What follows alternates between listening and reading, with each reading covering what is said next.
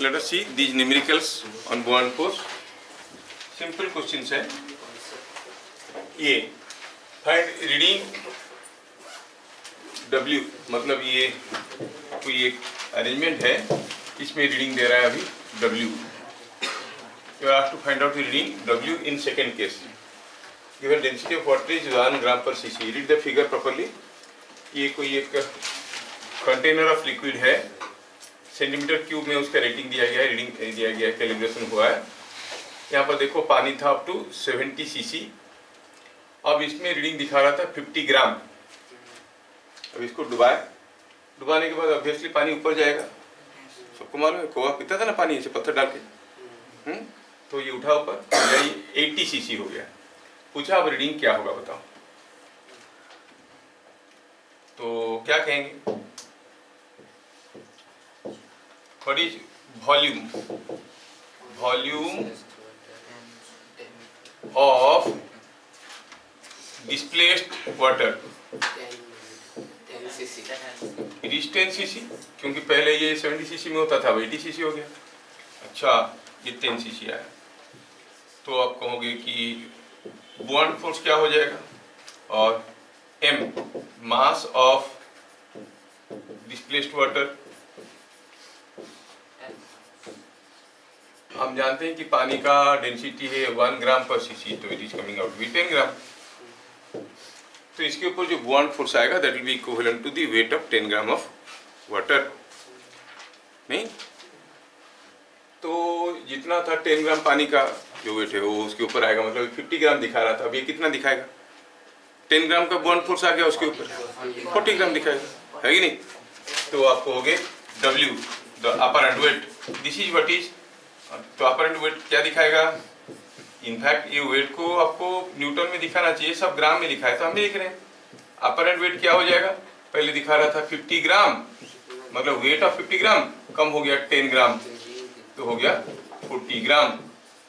In fact correctly लिखे physics के language में तो इसको ग्राम फोर्स, ठीक है, केजी फोर्स ऐसे लिखते हैं. कभी कभार ऐसा क्वेश्चन मिल जाता है तो आपको समझ में आना चाहिए. ठीक है, बोलोगे सर वेट लिखा है ग्राम लिखा है, नहीं, ये आपको समझदार होना पड़ेगा. ठीक है, तो कितना हो गया ये 40 ग्राम. अब रीडिंग क्या दिखाएगा? ये ग्राम में रीडिंग दिखाता था, ये 40 ग्राम दिखाएगा. सबका हुआ था? बढ़िया, कितना मस्त कर लेते हो. किसी अच्छे टीचर के पास फिजिक्स पढ़ रहे हो मुझे लग रहा है. स्कूल में ना, मारे पकड़ लिया स्कूल में. A block weighs W1 in air and W2 in a liquid. Find ratio of density of block to that of liquid. Let V is volume of block. तो फिर W1 क्या हो गया? एयर में उसका wait. It is density of the solid into volume into G. Inside liquid क्या होगा? उसका वेट जो अपरेंट वेट होगा W2, वो क्या हो जाएगा? W1 minus bond force. W1 minus bond force. ठीक है, W1 तो है आपका, ये निकल गया रो एस Vg, और बॉन्ड फोर्स क्या है? It is weight of the liquid displaced, rho L Vg, है कि नहीं? हाँ, तो यहाँ से पता चला कि रो एस हमको क्या पूछा गया है? Density of block to that of the liquid. ठीक है, इससे मिला W2 by W1 is equal to rho S minus rho L whole into Vg by W1 हो गया. W1 कितना? Rho S into Vg.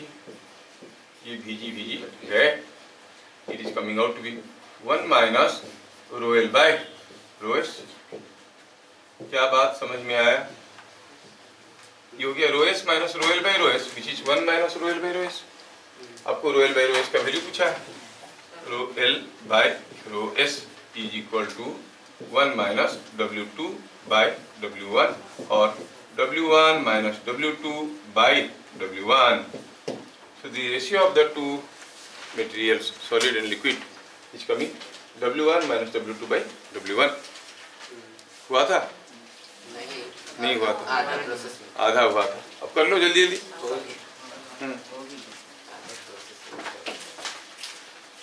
करो जल्दी।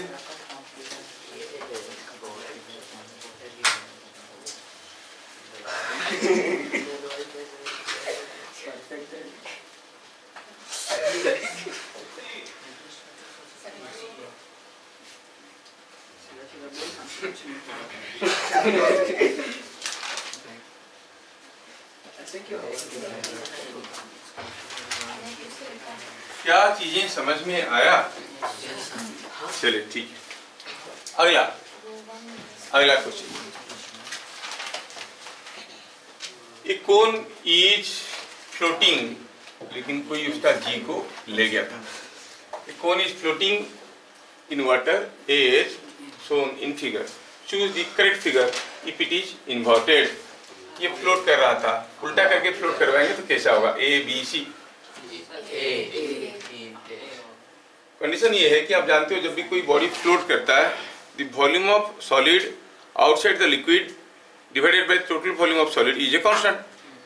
नहीं तो मतलब इस केस में जितना वॉल्यूम बाहर था, इस सारे केस में उतनी ही वॉल्यूम बाहर होगा, और ये नैरो हो गया है तो ऑब्वियसली थोड़ा ऊपर रहेगा ये। सो करेक्ट आंसर हुआ बी। समझ में आया क्या? Volume inside by total volume is a constant, है कि नहीं? तो रो एस बाय रो एल, तो volume outside by total volume is also a constant. तो कैसे भी इसको फ्लोट करवाओ, वॉल्यूम जितना बाहर रहना है उतना ही रहेगा। कहने का मतलब है this volume is going to be equal to this volume, और ये नैरो है तो ऑब्वियसली इसका हाइट ज्यादा रहेगा। हो गया था सबका? Fine. Next, 3 balls of same size are floating in same liquid. Density of which ball is more? सबका साइज बराबर है, किस बॉल का डेंसिटी ज्यादा होगा? See obviously. अब जानते हो कि V i by V is equal to rho S by rho l, तो आपको हो गए जिसमें वॉल्यूम अंदर ज्यादा होगा, इस केस में वॉल्यूम ज्यादा वॉल्यूम अंदर है, तो ऑब्वियसली आंसर हो गया सी। किसका डेंसिटी ज्यादा है? Density third case is more. Next,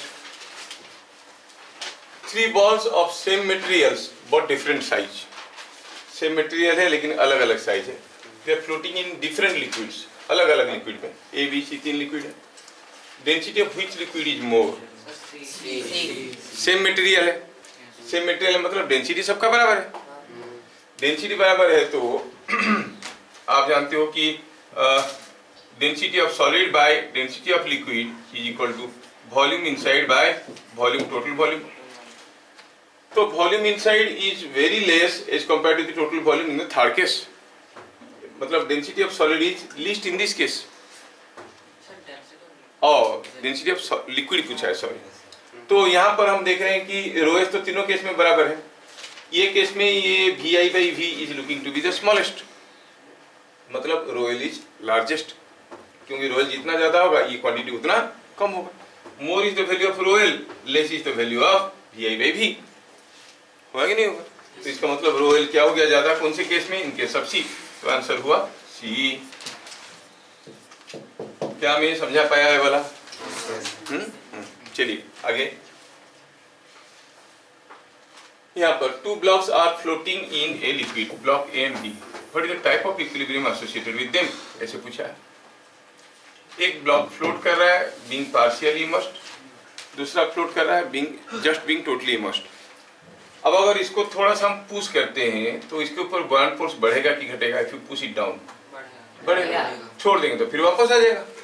That means A is in stable equilibrium। इसको अगर थोड़ा सा पुश करेंगे तो क्या होगा? buoyant फोर्स बढ़ेगा? नहीं बढ़ेगा। और दोनों के ऊपर फ्लोटिंग कंडीशन में, दोनों के ऊपर फ्लोटिंग कंडीशन में you know the buoyant force was equal to the weight in either case, इस केस में भी और इस केस में भी buoyant force was equal to weight, है कि नहीं? दोनों केस में buoyant फोर्स वेट की बराबर था।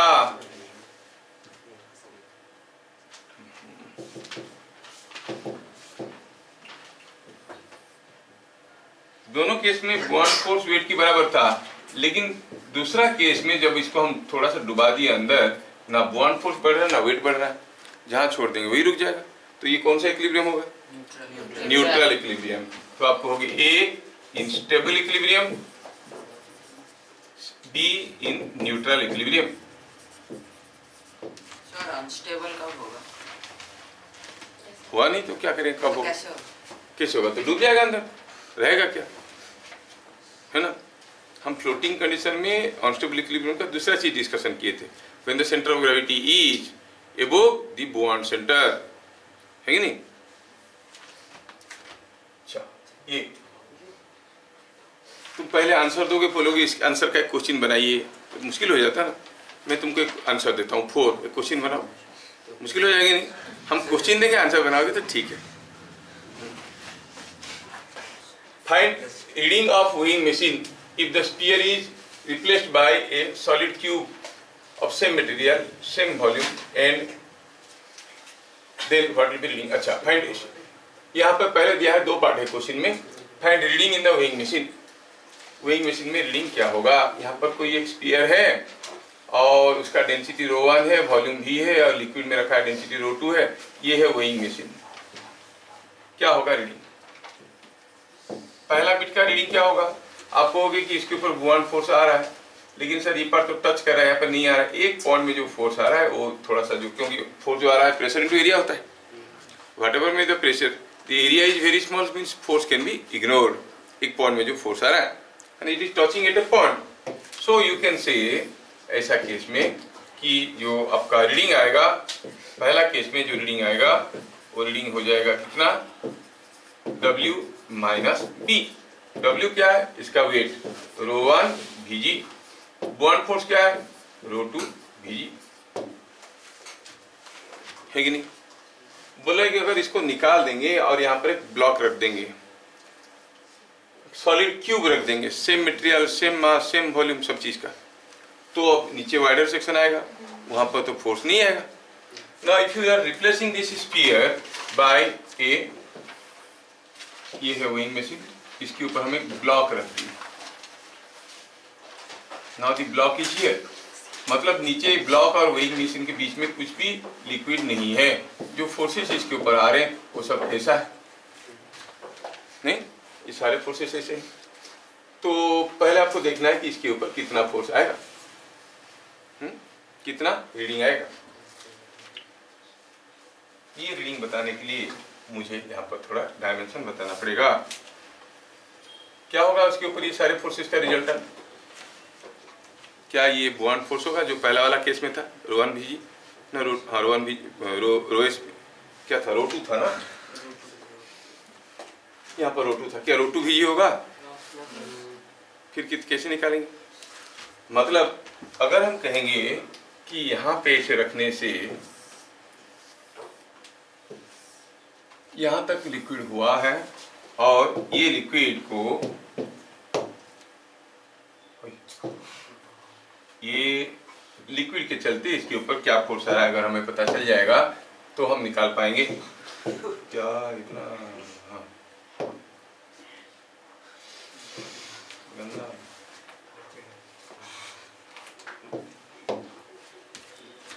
समझ में? अब जो फोर्स आएगा इसके ऊपर कितना बुआंट फोर्स आ रहा है जानने के लिए हमें क्या यहाँ का ये दोनों फोर्स निकालने की जरूरत नहीं है, दोनों तो ऐसे ही कैंसिल हो जाएंगे। इसको जानना पड़ेगा।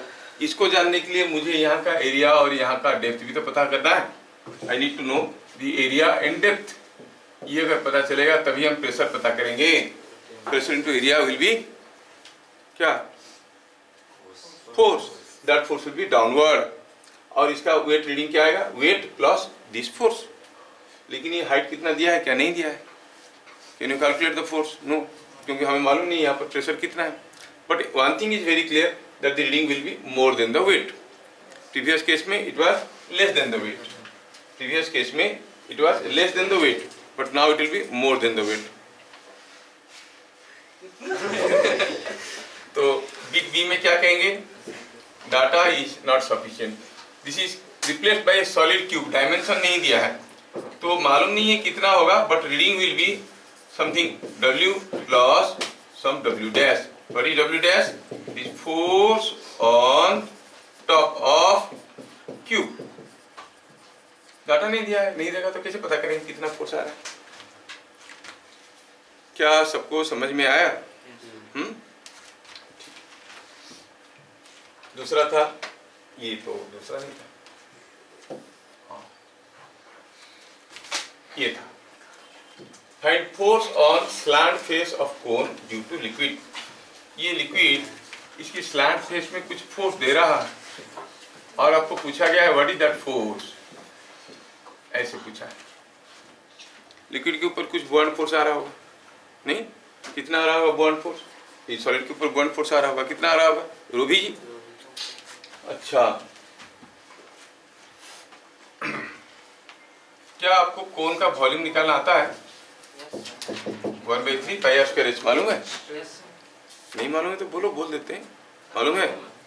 नहीं मालूम। कोन का volume 1/3 pi r square h. अच्छा, तो what is buoyant force here? Buoyant force is rho L, density of the liquid दिया है rho, volume of the cone into g, and what is that? पहले W1 था air में, अंदर W2 है, तो it is W1 minus W2 because buoyant force is the loss of weight, है कि नहीं? अच्छा, ये जो बुआइंट फोर्स है वो क्या है? That is resultant of all forces. ये फोर्स, नीचे से जो फोर्स आ रहा है वो सारा फोर्स, नहीं? तो स्लैंट फेस में क्या फोर्स आ रहा होगा? अच्छा, ये तीनों जो फोर्स को अगर हम देखेंगे, ये फोर्स सबको देखेंगे, तो ये स्लैंट फेसेस में जो फोर्स आ रहा है वो फोर्स का कंपोनेंट कैसे रहेगा? नीचे की तरफ रहेगा, और इधर को भी रहेगा, इसका भी नीचे की तरफ रहेगा, इधर पे रहेगा, ये दोनों तो कैंसिल हो जाएंगे, horizontal forces will be cancelled, so this is net force on the slant face is downward, ये समझ में आना चाहिए। so F dash क्या है? net force on slant face is equal to, ये डाउनवर्ड है, और ऊपर की तरफ क्या फोर्स है यहाँ पर? F double dash, force on base कितना है? आपको it is pi r square हो गया एरिया इनटू यहाँ का प्रेशर। यहाँ का प्रेशर कितना है? ये H नीचे है, इट इज रो जी। क्या बात समझ में आ रहा है? ये कैसा फोर्स है? अपवर्ड। तो आपका जो बुआइंट फोर्स है W1 माइनस W2 वो क्या है? रिजल्टेंट ऑफ दिस टू, है कि नहीं? तो F double dash minus F dash is equal to W1 minus W2। तो इससे पता चला कि F double dash minus F dash is the net buoyant force and that is equal to W1 minus W2। Data में आपको W1 W2 सब कुछ दे दिया है, कुछ छोड़ देना चाहिए था, दे दिया हूँ सब कुछ। तो ये ऐसा है, तो इसका मतलब पूछा है force on the slant face F dash क्या हो जाएगा? इसका मतलब हुआ force on the slant face is equal to F double dash minus W1 plus W2। F double dash क्या है? अभी निकाले। क्या बात समझ में आया? Are you getting? समझी? बना? अगला क्वेश्चन, एनालाइज फिगर 1। फिगर 1 ठीक है। If some liquid from container is removed and put inside the floating beaker. यहाँ पर कोई एक बीकर में कुछ लिक्विड फ्लोट कर रहा था, लिक्विड में एक बीकर फ्लोट कर रहा था, आपने क्या किया? यहाँ से स्कूप करके कुछ लिक्विड निकाला और इसके अंदर डाल दिया। The height of beaker will increase decrease remain same. Beaker डूबेगा कि जहाँ था वहीं रहेगा कि क्या होगा हाइट? दूसरा है level of liquid in the container will increase decrease और रिमेन सेम।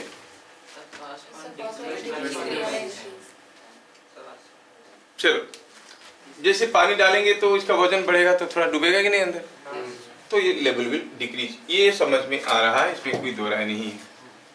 वैसे भी अगर सोचेंगे तो क्यों डूबना चाहिए पानी डालने से? जब पानी डालेंगे इसमें इसका वजन बढ़ जाएगा, उसके बाद भी ये फ्लोट कर रहा है, मतलब अब भी उसका बुआइंट फोर्स वेट के बराबर था, पानी डालने के बाद भी बुआइंट फोर्स वेट के बराबर हुआ, वेट बढ़ गया है तो बुआइंट फोर्स तो बढ़ेगा ही। बुआइंट फोर्स अगर बढ़ेगा तो obviously it has to displace some more amount of liquid, it will slightly go down, तो level of beaker will decrease. ये समझ में आया कि बीकर का लेवल डिक्रीज करेगा। Now what will happen to the level of liquid in the container? चलो सोचते हैं। मैं क्या करता हूँ, यहाँ से कुछ लिक्विड निकाल दिया, m मास का लिक्विड निकाल दिया। जैसे मैं लिक्विड को बाहर निकाला, ये लेवल थोड़ा सा घट गया कि नहीं? सपोज मैं v वॉल्यूम का लिक्विड को निकाल दिया, तो लेवल घट गया। जैसे इस लिक्विड को इसके अंदर डाला तो इसका वेट बढ़ गया, कितना, equivalent to the weight of the liquid poured in. तो जितना वेट बढ़ गया ये फिर से उतना नीचे आया और उसको डिस्प्लेस किया लिक्विड को फर्दर। कितना डिस्प्लेस किया, उतना डिस्प्लेस किया कि बॉन्ड फोर्स इसकी बराबर हो जाएगा, वेट की बराबर हो जाएगा। मैं समझा पाया कि नहीं समझा पाया, समझ में? इसका मतलब जो खाली वॉइड बना था इसको निकालने से बाहर, ये फिर से नीचे आके उस वॉल्यूम को कौन ऑक्युपाई कर लिया, बीकर ऑक्युपाई कर लिया। मतलब level of liquid will remain same. नहीं आया समझ में? नहीं आया, नहीं आया, अरे नहीं आया तो नहीं आया बोलो, उसमें क्या है? उसमें थोड़ी तुम्हारा अकेला क्या कसूर है, मेरा भी तो है। समझा नहीं पाया? अच्छा देखो, ये कोई एक बीकर जो पानी में फ्लोट कर रहा था, ये था कंटेनर, ये कंटेनर में ये फ्लोट कर रहा था। जैसे मैं मान लो कि यहाँ का इतना का पानी निकाल दिया, ये पानी को लेके मैं इसके अंदर डाला, I put this water into the beaker, ये पानी को लेके इसके अंदर, तो क्या हो गया, अंदर गड्ढा बन गया कि नहीं बन गया? नीचे इतना बड़ा एम्प्टी स्पेस है अभी, लेकिन उसके बाद भी ये फ्लोट करने लगा। जैसे मैं पानी को इसके अंदर डाल दिया, क्या उसका बॉन्ड फोर्स पे थोड़ा सा बदलाव नहीं आएगा? आएगा। क्या वेट में बदलाव नहीं आएगा? हाँ आएगा। पहले W था, अब हो गया, है कि नहीं? अब बॉन्ड फोर्स कितना बढ़ेगा कि वेट बढ़ने के बावजूद ये फ्लोट करेगा, मतलब delta W must be equal to delta B। Buoyant force बढ़ गया डेल्टा B और वेट बढ़ गया डेल्टा W। और पहले भी फ्लोट कर रहा था जब B इक्वल टू W था, जब ये हो गया B प्लस डेल्टा B, ये हो गया B W plus delta W, अभी फ्लोट कर रहा है, मतलब delta B is equal to delta W। समझ में? इसका मतलब जो बॉन्ड फोर्स आया वो क्या है, it is nothing but rho L some volume of liquid is displaced into G, जो डाले हैं अंदर, जितना लिक्विड को डिस्प्लेस किया है। डेल्टा W क्या है, इट इज रो L, क्या है डेल्टा W, क्या है, इसका वेट है।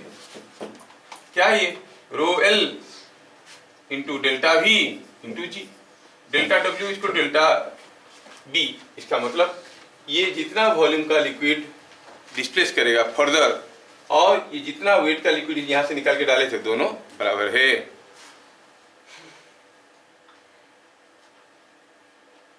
समझ में आ रहा है? इसका मतलब जो खालीपन हुआ था ये नीचे थोड़ा सा आ जाएगा। The level of liquid in the container will remain same, that is not going to change. समझ में आया कि जबरदस्ती हाँ जी कर रहे हो? आया, सबको आया? वेट बढ़ गया और ये हो गया। और उल्टे सोचो कि सोचो मैं यहाँ से डेल्टा V अमाउंट का लिक्विड को निकाल दिया, डाल दिया, वेट बढ़ गया कितना, रोयल डेल्टा VG, क्योंकि ये लिक्विड का जो वेट है इसका डेंसिटी रोयल है। और बॉन्ड फोर्स कितना बढ़ गया, बढ़ गया पक्का, ये फ्लोट करने लगा, थोड़ा सा दब के फ्लोट कर रहा होगा, कितना बढ़ गया, डेल्टा V कितना है, वो रोयल डेल्टा VG, ये भी तो वही है, सेम लिक्विड को डिस्प्लेस कर रहा है कि नहीं? तो आप क्या कहोगे, जितना ये निकाल दोगे वो उतना ही डूबे, निकाल के इसके अंदर डालोगे वो उतना ही डूबेगा। अगर आप 20 सेंटीमीटर क्यूब ऑफ लिक्विड निकाल के इसके अंदर डाल देते हो तो ये कितना नीचे और एक्स्ट्रा वॉल्यूम ऑक्युपाई करेगा, सेम 20 सेंटीमीटर क्यूब। मतलब the level of liquid in the container will remain same. समझ? सर हम ये कैसे प्रूव करेंगे कि वो दब तो जाएगा, ठीक है, कि वो तब भी फ्लोट करेगा और वो डूब नहीं जाएगा? हम तो बोले ना फ्लोट किया बोल के। अगर अच्छा now what she is thinking, suppose मैं और डालने लगा और डालने लगा और डालने लगा, लेवल कांस्टेंट रहने लगा, एक समय आएगा एक पर्टिकुलर अमाउंट ऑफ लिक्विड होने के बाद ये टुडुक करके अंदर चले जाएगा, तब क्या होगा, तब तक ये कंटेनर, बीकर वाला कंटेनर फ्लोट कर रहा था। क्यों? क्योंकि कंटेनर का वेट का बराबर बॉन्ड फोर्स था। अभी कंटेनर डूब गया, जब कंटेनर डूब गया मतलब कंटेनर पर जो बॉन्ड फोर्स है वो उसका वेट से कम है। मतलब जब तक ये चीजें फ्लोट कर रहे थे तब तक ये जितना लिक्विड डिस्प्लेस कर रहा था दैट वाज गिविंग सब्सटेंशियल और सफिशिएंट बॉन्ड फोर्स। जब ये डूब गया तो पता चला उतना लिक्विड डिस्प्लेस नहीं कर रहा है, तो क्या होगा, लेवल विल डिक्रीज। अगर पानी डालते जाओगे डालते जाओगे डालते जाओगे काफी समय तक ये फ्लोट करते रहेगा, कुछ समय के बाद ये डूब जाएगा। जैसे डूब जाएगा level will immediately come down. Come down की उसके अंदर तो पानी है ना? अरे अंदर पानी होने से क्या, I am talking about the container of the beaker. ये चीज पानी की बात छोड़ो, ये जो चीज है ये फ्लोट कर रहा था ना कंटेनर, अब ये कंटेनर डूब गया। मतलब पहले ये अपना वेट के बराबर पानी को डिस्प्लेस कर रहा था, अब डूब गया मतलब वो अपना वेट के बराबर पानी को डिस्प्लेस कर नहीं पा रहा है। तो क्या होगा, डूब गया मतलब पहले ज्यादा वॉल्यूम को डिस्प्लेस कर रहा था, अभी डिस्प्लेस नहीं कर रहा है, तो वॉल्यूम विल डिक्रीज। अच्छा, तो वो क्लोज कर, हाँ, क्या क्लोज कर दिया? वो कंटेनर क्लोज है ना? नहीं, not close, it is open. अरे अरे अरे, you are not getting it. पहले बताओ कि मेरा वाला क्वेश्चन समझ में आया क्या, उसके बाद बोलता हूं। देखो, ये है कोई कंटेनर, बड़ा सा टैंक जिसमें एक बीकर फ्लोट कर रहा है, और ये बीकर में मान लेते हैं कि छोटा सा hole, there is a small hole at the bottom, यहाँ पे। अब क्या होगा, पानी घुसने लगेगा। जैसे लिक्विड इसके अंदर घुसने लगेगा, पहले क्या हुआ, जब ये फ्लोट कर रहा था, कितना था बॉन्ड फोर्स, जितना इसका वेट है। और जैसे जैसे पानी इसके अंदर जाने लगा थ्रू दी होल, तो जितना पानी गया उतना ये ऑक्युपाई करने लगा नीचे की तरफ, लेवल तो सेम रहा। So first water starts going into the beaker, the level of liquid in the container remain constant. काफी समय के बाद धीरे धीरे जब ज्यादा पानी गया, उस समय के बाद ये डूब जाएगा। तो पानी के बारे में सोचो, पानी को क्या डिस्प्लेस करना है, ये तो पानी ही जा रहा है, पानी डिस्प्लेस हो रहा है। लेकिन ये जो कंटेनर था, पहले मान लो कि ग्लास का था, ये फ्लोट कर रहा था। Think about the material of the beaker, not the content, the container. वो जो कंटेनर है, मान लो ये जो बीकर है, एम्प्टी बीकर का कोई मास है, मान लो 50 ग्राम का, ये बीकर फ्लोट कर रहा था, मतलब उसके ऊपर जो बॉन्ड फोर्स था, it was equal to weight of the beaker, है कि नहीं, जब फ्लोट कर रहा था। जब डूब गया तो buoyant force is not equal to the weight of the beaker, उससे कम है। मतलब जब ऐसे फ्लोट कर रहा था, it was displacing more volume of liquid, but when it is sinking, it is not able to displace same amount of volume of liquid, क्योंकि बॉन्ड फोर्स कम हो गया। तो कोई चीज पानी के अंदर ज्यादा वॉल्यूम ऑक्युपाई कर रहा था, अब कम वॉल्यूम ऑक्युपाई कर रहा है, तो level will go down. Sir, मैं जो बोल रही हूँ कि वो जो कंटेनर है उसके अंदर कुछ पानी है, वो तो पहला केस गया, पानी डालते जाएंगे, अगर पानी जाते रहेगा धीरे धीरे नीचे आएगा, और level of liquid in the tank will remain same. मैं बोल रहा हूँ कि जब ज्यादा पानी जाने के कारण ये बीकर डूब जाएगा, हाँ तब की बात कर रहा हूँ। तो तब भी तो बीकर के अंदर पानी है। पानी को भूल जाओ, उस जब वो डूब गया तब क्या हुआ, ये बीकर फ्लोट कर रहा था, बीकर डूब गया, पानी तो था, पानी ही है, पानी से पानी को कोई मतलब नहीं है हमको, पानी यहाँ रहे क्या फर्क पड़ता है। बीकर जो ग्लास का बीकर था वो फ्लोट कर रहा था, सोचो कि एक बीकर फ्लोट कर रहा था, वो बीकर डूब गया, तो फ्लोट कर रहा था मतलब उसके ऊपर बॉन्ड फोर्स ज्यादा था, कि जब डूब गया उसके ऊपर बॉन्ड फोर्स ज्यादा है, फ्लोट कर रहा था, क्योंकि buoyant force was equal to weight. डूब गया मतलब buoyant force could not counterbalance the weight, so it sinks. मतलब जब वो डूबने लगा, डूब गया, अंदर आ गया, तो बॉन्ड फोर्स कम है कि नहीं। पहले बॉन्ड फोर्स ज्यादा था, जब तक फ्लोट कर रहा था बॉन्ड फोर्स ज्यादा था, अब बॉन्ड फोर्स तो इक्वल रह रहा है। अरे नहीं, मैं दो सिचुएशन की बॉन्ड फोर्स को कंपेयर कर रहा हूं। पहले जब ये फ्लोट कर रहा था, बाद में जब वो डूब गया। जब वो फ्लोट कर रहा था, इसके ऊपर बॉन्ड फोर्स ज्यादा था बीकर के ऊपर, ठीक है। सोचो, आप ऐसे सोचो, पानी नीचे होल कुछ नहीं है, कोई बीकर को ऐसे ऊपर अप फेस करके रख दिए, फ्लोट कर रहा है, वो समझ नहीं पा रहे ना बेचारा। अब अंदर पानी कुछ नहीं है, बीकर है, तो पानी का कुछ लेवल रहा, अब बीकर को बाहर निकालो, फिर ऐसे करके डुबा दो अंदर, अब क्या होगा, पानी का लेवल वही रहेगा कि कम रहेगा कि ज्यादा रहेगा। नाउ थिंक, सपोज हम कहेंगे कि बीकर को पहले हम ऐसे करके पानी में फ्लोट करवा दिए, बीकर के अंदर पानी कुछ नहीं है, फॉरगेट द प्रीवियस एक्सपेरिमेंट। दूसरी केस में बीकर को क्या किया हमने क्या किया, इसमें टेढ़ा करके डाल दिया ताकि बीकर इसके अंदर आ गया। क्या दोनों केस में वाटर लेवल सेम रहेगा? एक केस में बीकर डूब गया है, दूसरा केस में बीकर फ्लोट कर रहा था, तो इसके ऊपर जो वेट है और जो बॉन्ड फोर्स है बराबर थे। क्या इसके ऊपर जो बॉन्ड फोर्स है और जो वेट है बराबर है?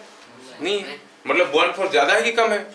कम है। मतलब पहले ये ज्यादा वॉल्यूम का लिक्विड डिस्प्लेस कर रहा था, अब ये कम वॉल्यूम का लिक्विड डिस्प्लेस कर रहा है। पहले देखो तो ये सारा जो वॉल्यूम है, ये वॉल्यूम का लिक्विड को तो डिस्प्लेस कर रहा था क्योंकि पानी को जाने नहीं देता था, लेकिन अभी पानी तो हर जगह भर गया है, मतलब ओनली इसका जो मटेरियल का वॉल्यूम है उसी वॉल्यूम का लिक्विड ही वो डिस्प्लेस कर रहा है।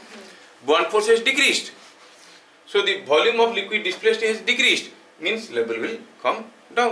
पहले ज्यादा वॉल्यूम का लिक्विड को डिस्प्लेस कर रहा था, डूबने के बाद कम वॉल्यूम का लिक्विड को डिस्प्लेस कर रहा है।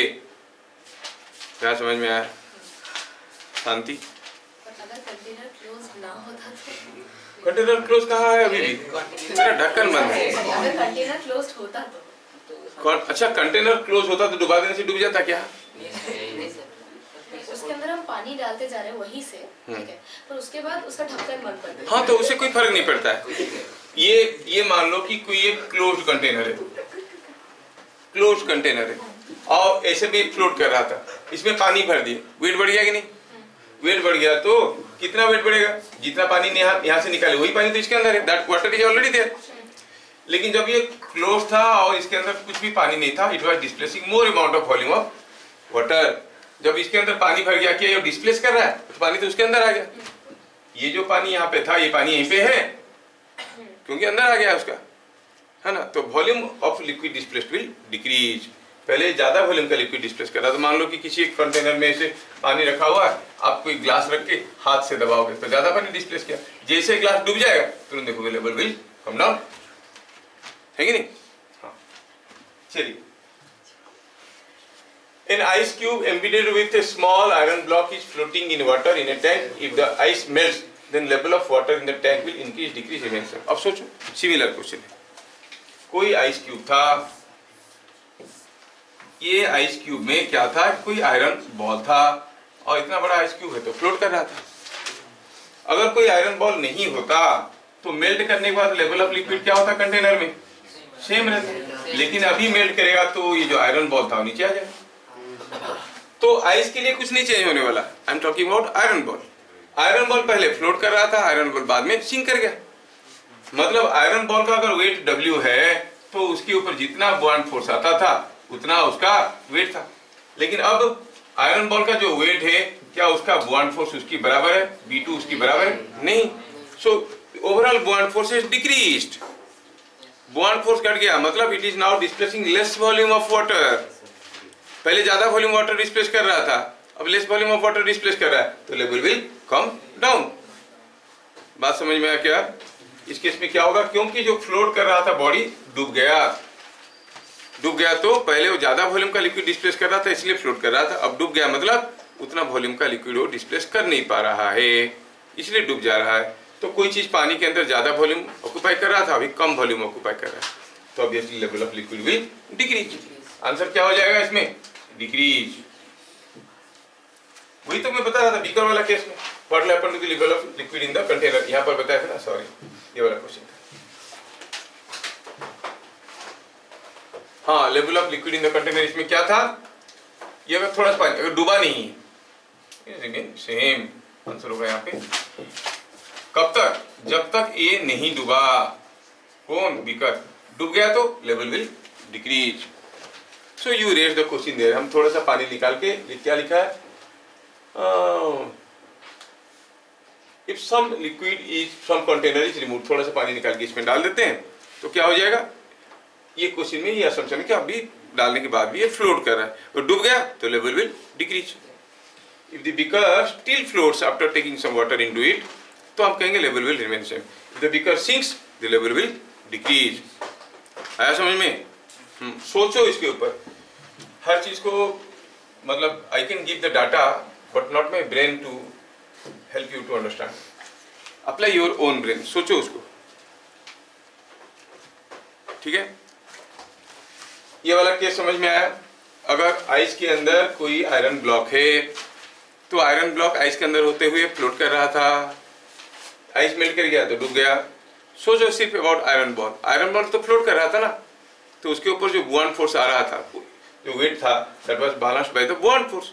अभी उसका वेट इज नॉट बैलेंस्ड, मतलब इसके अंदर होते हुए आयरन बॉल ज्यादा लिक्विड को डिस्प्लेस कर रहा था, अकेले में उतना लिक्विड डिस्प्लेस कर नहीं पा रहा है। तो something was occupying more volume inside liquid earlier, but now it is occupying less volume. What will happen? The level will come down. ऐसे क्या देख रहे हो? समझ में आ रहा है?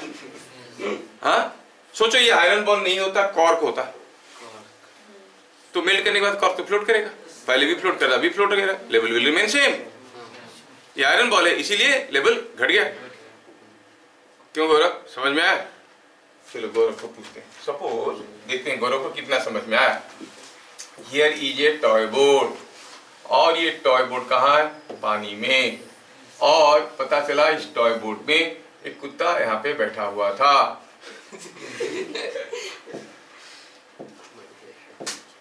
ठीक है, ये कुत्ता क्या किया? एक स्ट्रॉ लगा के कुछ पानी पी गया। Now when he drinks some water, सक कर लिया, तो पानी यहाँ से गया, कहाँ पे गया? यहाँ पे गया, है कि नहीं? Level of liquid in the container will remain same और इंक्रीज और डिक्रीज। पहले भी फ्लोट कर रहा था, अभी फ्लोट कर रहा है। इतना पानी पिया कि डवा बुड़ गया, डूब गया नीचे। Level, are you getting? I am not joking. These are all questions of different entrances. समझ में? कुत्ता अगर पानी पी जाता है तो लेवल, लोगों बोले हाँ यहाँ से पानी पी लिया तो ये लेवल कम हो जाएगा। नहीं, लेवल कम नहीं होगा। कुत्ता पानी पीने के कारण क्या होगा?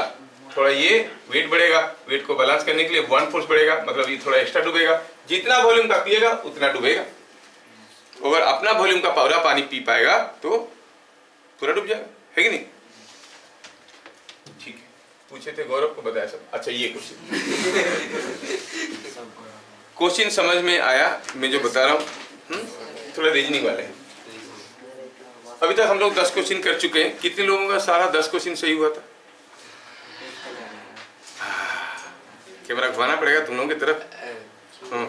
हाँ चलो चलो ठीक। देखो यहाँ पर the floating block in position A, इस पोजीशन में जो आइस ब्लॉक था वो टेकन टू पोजीशन बी। दो तरीके से लेके आए, या तो उसके ऊपर कुछ रख दिए या फिर नीचे से कुछ लगा दिए। दोनों तरीके से, ये दबा के लाएगा, ये खींच के ले आएगा। M1 मास रखो तो ये पोजीशन में आता है, या M2 मास फिट कर दो तो ये पोजीशन में आता है। कौन बड़ा है, M1 के M2? सोचो। इस केस में जो बुआंट फोर्स है, मान लो कि इसका मास क्या है मालूम नहीं। पहला केस में ये केस 1 है, ये केस 2। पहला केस में B1 क्या है? It is M into M plus M into M plus M1 into G, balance कर रहा है। और जो बुआंट फोर्स है पहला केस में वो क्या है? अगर इसका वॉल्यूम को हम भी कहेंगे, it is rho L VG। पहला केस में जो बुआंट फोर्स है, इस केस में इतना वॉल्यूम का लिक्विड डिस्प्लेस हुआ है ना, V वॉल्यूम का, क्या है? Rho L VG। What is that? Equal to M plus M1 whole into G, इसका वेट। दूसरे केस में what is the weight of the system? Buoyant force क्या है? Buoyant force equal to weight क्या है? M plus M2 into G। But now what is the volume displaced? ये volume plus इसका भी तो कुछ अपना वॉल्यूम होगा, नहीं? V dash into G। पहला केस में only V was inside, but now V and this are also inside. तो कौन सा केस में बुआंट फोर्स ज्यादा है? पहला केस में कि दूसरा केस में? दूसरा केस में बुआंट फोर्स ज्यादा है। तो कौन सा केस में वेट ज्यादा है? दूसरे केस में। मतलब M2 must be more than M1। तो समझ में आया कि M2 is more then M1। An ice cube of side length 1 meter is floating in water. Density of ice दिया है। What force is required to just push the block into water? है ना? Background में हमारे पास ये knowledge है कि we know that when an ice block floats in water, कितना परसेंट वॉल्यूम ऊपर रहता है? कितना परसेंट वॉल्यूम रहता है? Only 10% volume remain above level of water, है कि नहीं? ओनली 10% वॉल्यूम रहता है। तो इस केस में क्या होगा? अगर क्यूब का साइड लेंथ दिया है 1 metre, as side length of cube is 1 meter, so height of top surface of cube above water is how much? 10% है ना? It is 10 centimeter is 10 centimetre. ये समझ में आना जरूरी है, क्योंकि 10% वॉल्यूम बाहर है, 90% अंदर है। साइड लेंथ है 1 मीटर, तो ऊपर कितना है? 10% ओनली, है ना? अब यहाँ से क्वेश्चन शुरू होता है। दिया है कि यहाँ पर कोई एक आइस क्यूब है जिसका साइड लेंथ 1 मीटर है, और ये आइस क्यूब पानी में ऐसे फ्लोट कर रहा है। आप जानते हो 10 सेंटीमीटर बाहर है, 90 सेंटीमीटर अंदर है।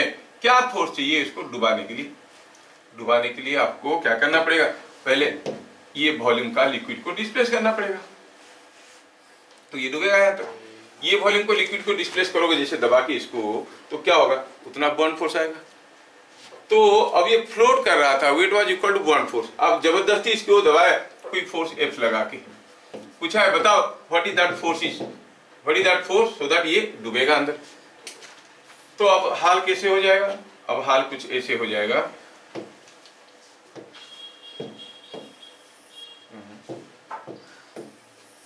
ये ऐसे फ्लोट कर रहा था, अब इसको हम कैसे रखना चाहते हैं? सिंपल सा चीज है, ऐसे रखना चाहते हैं।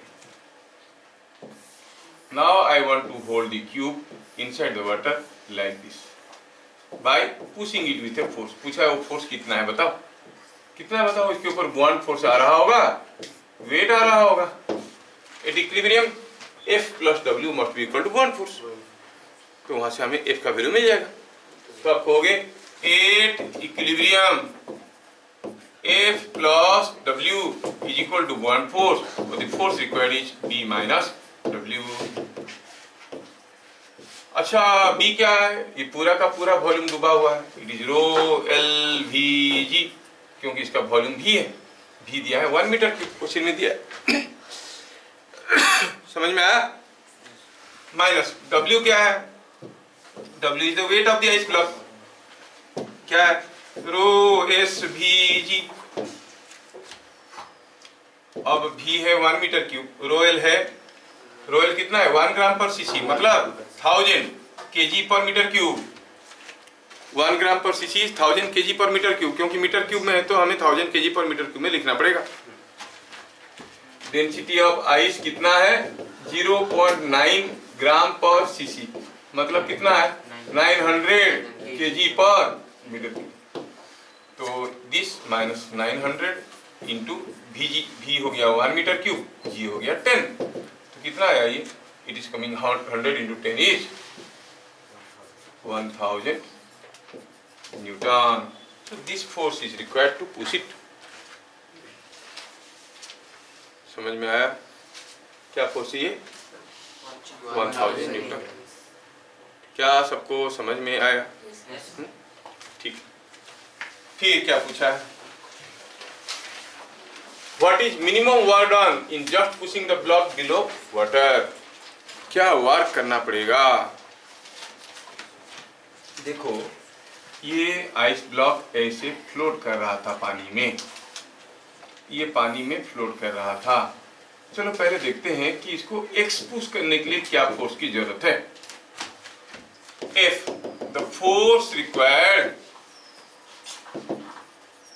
to push by x is equal to, थोड़ा सोचो और बताओ इसको। अगर हम x पुश करते हैं, ध्यान दो थोड़ा डिफिकल्ट पार्ट है ये, x पुश करते हैं तो अपना वेट के बलबूते पर तो नहीं आता, हमें कुछ फोर्स देना पड़ता है। x पुश करने के लिए कितना फोर्स देने से ये x पुश करेगा, वैसे ही करेंगे प्रीवियस केस में। x पुश करके रखो, weight plus F is equal to buoyant force.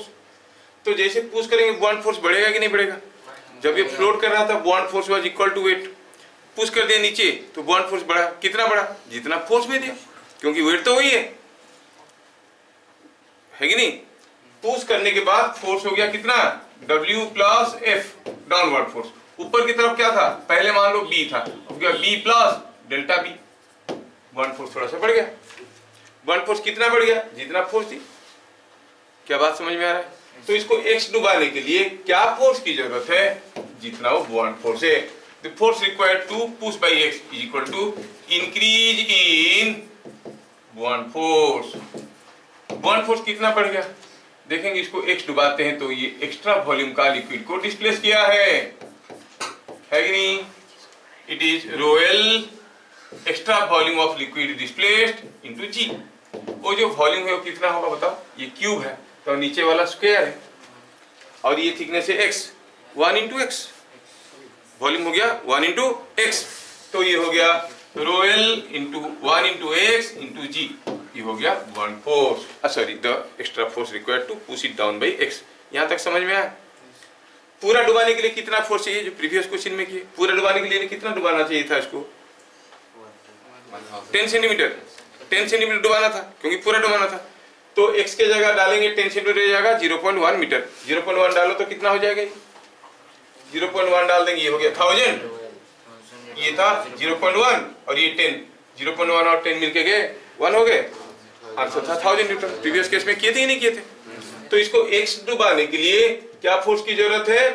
Rho L x ji.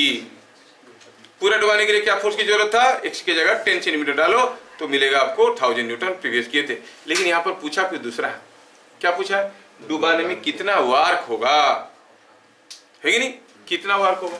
You see when you are giving a displacement x, the force is coming like this, the force is linearly varying with the displacement. जब भी force displacement के साथ linear variation करता है, वार्क कैसे निकालते हैं? Mean force into displacement. मतलब शुरू में क्या फोर्स था, डुबाने के बाद क्या फोर्स है? By 2 into displacement. याद आ रहा है? हाँ, तो हम कहेंगे so as x varies linearly, work done is equal to mean force into displacement। Mean force निकालने के लिए पहले निकालना पड़ेगा इनिशियल फोर्स। इनिशियली तो खुद फ्लोट कर रहा था, उसको कोई फोर्स की जरूरत नहीं था, x का वैल्यू 0 था। इनिशियली क्या फोर्स है, इसको पकड़ के रखने, तो ऐसे ही फ्लोट कर रहा है। क्या था x का वैल्यू? 0। फाइनली फाइनल फोर्स क्या है? फाइनल फोर्स कैसे निकालेंगे? जब वो डूब चुका है, कितना? 0.1 मीटर। x के जगह 0.1 डालो। अभी थोड़ी देर पहले हम लोग निकाले थे, कितना था वो? 1000 न्यूटन। क्या बात समझ में आया? फ्लोट कर रहा था, कोई फोर्स नहीं है। डुबाने के लिए क्या फोर्स चाहिए? 1000। और वो लिनियरली वेरी कर रहा है विथ x। तो हम कहेंगे मीन फोर्स कैसे निकालेंगे? Mean force is 0 plus 1000 by 2 is 500 newton. तो what is the work done? आप कहोगे work done is equal to mean force into क्या डिस्प्लेसमेंट किए? 0.1 मीटर, क्योंकि 10 सेंटीमीटर तो निकला हुआ था। ये 0.1 कहां से आ रहा है, सबको समझ में आ रहा है ना? हाँ, तो ये हो गया 500 multiply two 0.1 is 50 joule. Sir पहले जो फोर्स दे रहे थे क्वेश्चन नंबर 12 में, वो कांस्टेंट फोर्स नहीं था। अरे क्या पूछा था क्वेश्चन नंबर इससे पहले जो था? पूछा था क्वेश्चन में, देखो क्या पूछा था। पूछा था what force is required to push the block into water. Just push the block into the water. Just इसके अंदर लाके रखने के लिए कितना फोर्स चाहिए? कांस्टेंट फोर्स ही तो था। हाँ सर। हाँ, तो यहाँ पर वेरिंग फोर्स आया कहाँ से कि हम? अरे नहीं, इसको अंदर पुश करने के लिए क्या फोर्स चाहिए? आप उसको कांस्टेंट दो या वेरिएबल दो, अंडर पुश करके रखने के लिए कितना फोर्स की जरूरत पड़ेगा? 1000 न्यूटन। आप 0 से 1000 तक जाओ, 1 से 1000 जाओ, या जोर से दबाओ, जो भी करो, फाइनल इसको नीचे पुश करने के लिए कितना फोर्स की जरूरत है, मतलब फाइनल फोर्स की पूछा है। यहाँ पर हम देख रहे हैं कि जब धीरे धीरे इसको डुबाने की कोशिश कर रहे हैं, how the force is changing. अब अभी देखो, अभी अगर मैं यहाँ पर 1000 कांस्टेंट फोर्स दे देता, जैसे ये वाला केस में, हमें क्या पूछा गया है? मिनिमम फोर्स की बात पूछा है। अगर मैं कांस्टेंट फोर्स दे दूंगा 1000 न्यूटन का, तो यहाँ पर आते आते उसके ऊपर नेट फोर्स 0 हो जाएगा कि नहीं? 1 फोर्स बढ़ जाएगा। और मैं दिया 1000 न्यूटन, नेट फोर्स बैलेंस हो जाएगा कि नहीं? इक्विलिब्रियम पोजीशन आ जाएगा। लेकिन होगा क्या? यहाँ से यहाँ तक जब आ रहा था, वो क्या इक्विलिब्रियम में रहेगा? नहीं रहेगा। क्यों? क्योंकि वो एक्सीलरेट कर रहा था नीचे की तरफ। एक्सीलरेट कर रहा था मतलब जब यहाँ इस पोजीशन में आके पहुंचेगा, ये टफ सरफेस इस पोजीशन पे पहुंचेगा, तब तक उसके ऊपर कुछ वेलोसिटी रहेगा कि नहीं रहेगा? क्योंकि यहाँ से यहाँ तक एक्सीलरेट किया है। यहाँ पर आया तो नेट फोर्स 0 हो गया, तो नेट फोर्स 0 है, कुछ वेलोसिटी रहेगा क्या? और नीचे चले जाएगा। हम बात कर रहे हैं यहाँ पर मिनिमम फोर्स की, मतलब जस्ट डुबाना है, मतलब धीरे धीरे धीरे धीरे उसको पुश करके लाए। ये स्प्रिंग में भी ऐसा क्वेश्चन हम लोग किए थे। कोई ब्लॉक को अगर सडनली छोड़ देते हैं और धीरे धीरे रिलीज करते हैं, दोनों केस में एलोंगेशन वेरी डिफरेंट, नहीं? हाँ, when the force is constant, the variables are not there. यहाँ पे आके इक्विलिब्रियम नहीं रहेगा, ऑसिलेट करेगा। क्या ये बात समझ में आ रहा है? जब हम बात करें मिनिमम वर्क डन का, हमें देखना है कि थोड़ा सा पुश करें कितना वर्क करा, और थोड़ा सा पुश करें। वर्क निकालने का तरीका क्या बताया था? हमें बताया था force into displacement, force into displacement. थोड़ा सा डिस्प्लेस करेंगे कितना वर्क हुआ, और थोड़ा डिस्प्लेस करेंगे कितना वर्क हुआ, सारे वर्क को निकाल के जोड़ दो। समझ में? थोड़ा डिफिकल्ट लग रहा है। ठीक है, समझ में आ रहा है? हाँ ठीक। चलिए ये 50 जूल्स हुआ। अगला, if ice block is floating with 50% volume above level of water, find the volume of empty space और voids in the cube. Cube के अंदर कितना वॉइड है। बोला आइस ब्लॉक फ्लोट कर रहा है, कैसे फ्लोट कर रहा है? बोला उसको तो फ्लोट करना चाहिए 10% बाहर होते हुए, लेकिन दिखा कि ये जो है आइस ब्लॉक इसके अंदर कुछ गड्ढा वड्ढा होगा, हल्का होगा, इसलिए ऐसे फ्लोट कर रहा है 50% बाहर। मतलब पक्का उसके अंदर कुछ खोखलापन है। वो खोखला स्पेस का वॉल्यूम क्या है? ठीक है, सो सॉल्यूशन में देखेंगे। जब वो ऐसे फ्लोट कर रहा है, weight is equal to buoyant force.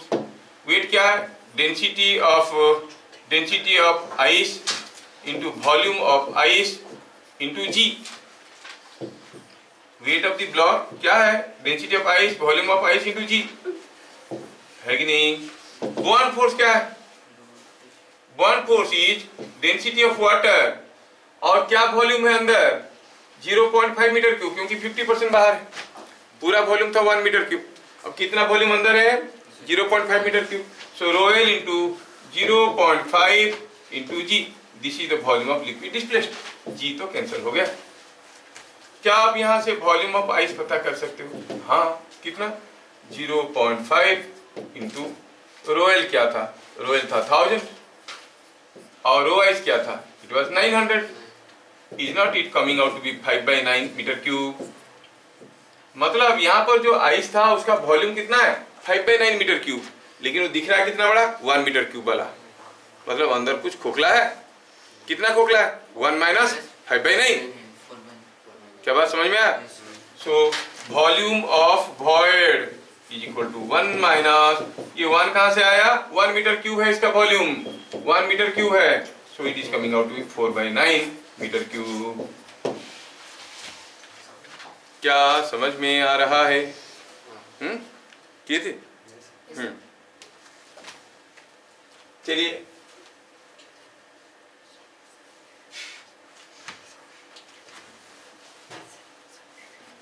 जो क्वेश्चन समझने में दिक्कत हुआ उनको दोबारा फिर से सोचो और ask me in the next class again. ठीक है, क्या हो रहा है, ये निकल रहा है, कैसे जा रहा है, कितना डूब रहा है। चले next. If we push the ice block much below the level of water, then required force to push further will increase or decrease. Ice block को पुश किए, पानी में डुबाए और फर्दर डुबाना है तो फोर्स हमें बढ़ाना पड़ेगा कि घटाना पड़ेगा? कहने का मतलब है वेट तो कांस्टेंट है, जैसे जैसे अंदर अंदर जाएगा क्या बुआंट फोर्स बढ़ेगा? तो कोई एक्स्ट्रा फोर्स की जरूरत नहीं है, वो ऐसे ही डूबने लगेगा। समझ में आया? As B does not change once it sinks. So हाँ मतलब once it sinks क्या? Immerses. It gets immersed.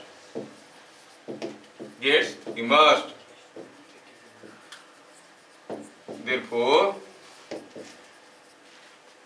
no extra force is required. क्या बात समझ में आया? कोई सॉलिड को किसी लिक्विड में इस पोजीशन में पकड़ के रखना ज्यादा डिफिकल्ट है कि इस पोजीशन में? कौन सा पोजीशन में? पोजीशन 1 में कि पोजीशन 2 में? सेम है, क्योंकि दोनों ही केस में बुआंट फोर्स बराबर है, वेट बराबर है। F2 ज्यादा है कि F1 ज्यादा है? आपको F1 F2 दोनों बराबर है, कि नहीं? एक बार वो पानी में पूरा डूबा है, उसके बाद कितना भी डूबा तो एक्स्ट्रा फोर्स की जरूरत नहीं है कि नहीं? नेक्स्ट,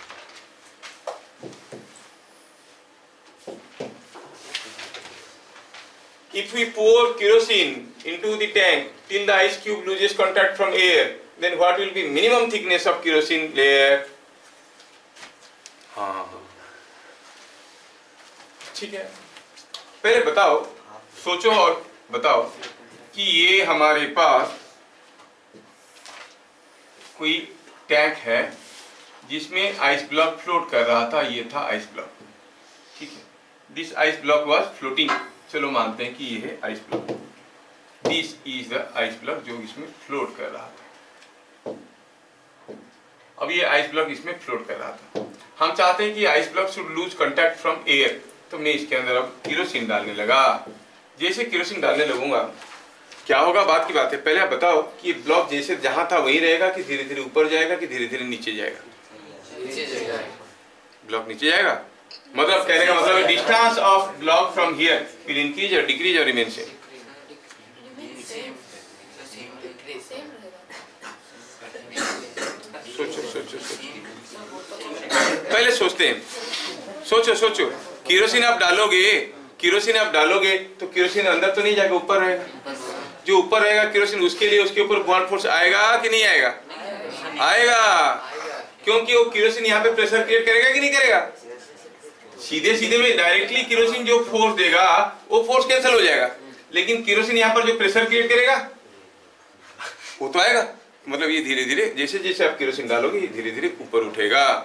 वो भी तो डाउनवर्ड फोर्स देगा ना। कौन? कैसे? अच्छा ओके। जैसे शुरू में आप केरोसिन डालने लगे यहाँ पर, ऐसे यहाँ तक आया केरोसिन, तो ये केरोसिन साइड में ऐसे फोड़ दिया और इसके चलते प्रेशर हुआ, यहाँ पे फोड़ दिया, तो उठाएगा कि नहीं उठाएगा? अगर ये नहीं उठाता तो बाहर 10 सेंटीमीटर था, हम 10 सेंटीमीटर केरोसिन डाल देते तो छुप जाता, लेकिन अभी 10 सेंटीमीटर से काफी ज्यादा देना पड़ेगा। Are you getting? क्योंकि ये धीरे धीरे ऊपर उठने लगेगा। लोग सोचेंगे क्या है कि 10 सेंटीमीटर ऊपर है, 10 सेंटीमीटर का केरोसिन डाल देंगे तो ये डूब जाएगा, एयर को छोड़ देगा। ऐसा नहीं है, ठीक है। चलो पहले सोचते हैं कि अगर केरोसिन और वाटर दोनों का इंटरफेस में ये ब्लॉक फ्लोट करता है तो कितना वॉल्यूम किस में होता है। लेट अस सी। क्या मैं बताया, समझ में आया? इतना ही पूछेंगे वो।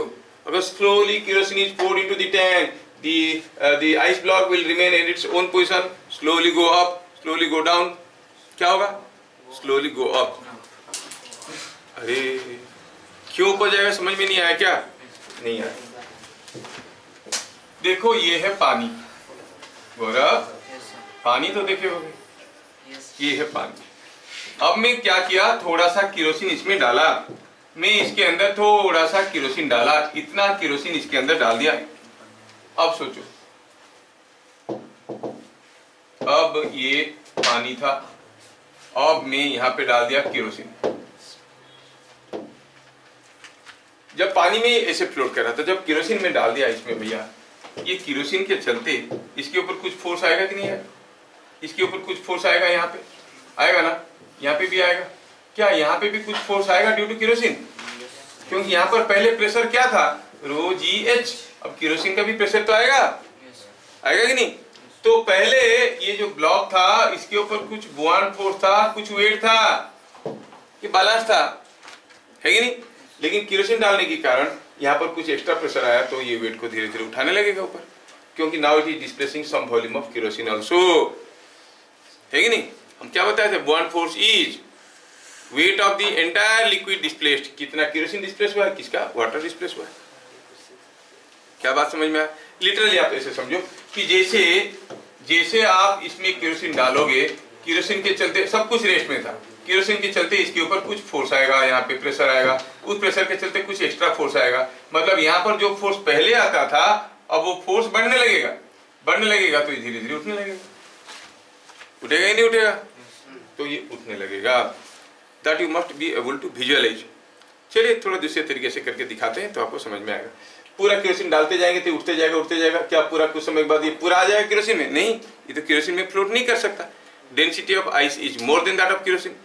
केरोसिन का डेंसिटी 0.8 दिया है क्वेश्चन में, 0.8 दिया है। डेंसिटी ऑफ आइस का क्या, 0.9। मतलब अगर मान लो किसी टैंक में आधा टैंक तक केरोसिन है, आधा टैंक तक वाटर है, आइस को छोड़ देंगे, केरोसिन में रहेगा कि पानी में रहेगा कि दोनों के बीचों बीच रहेगा?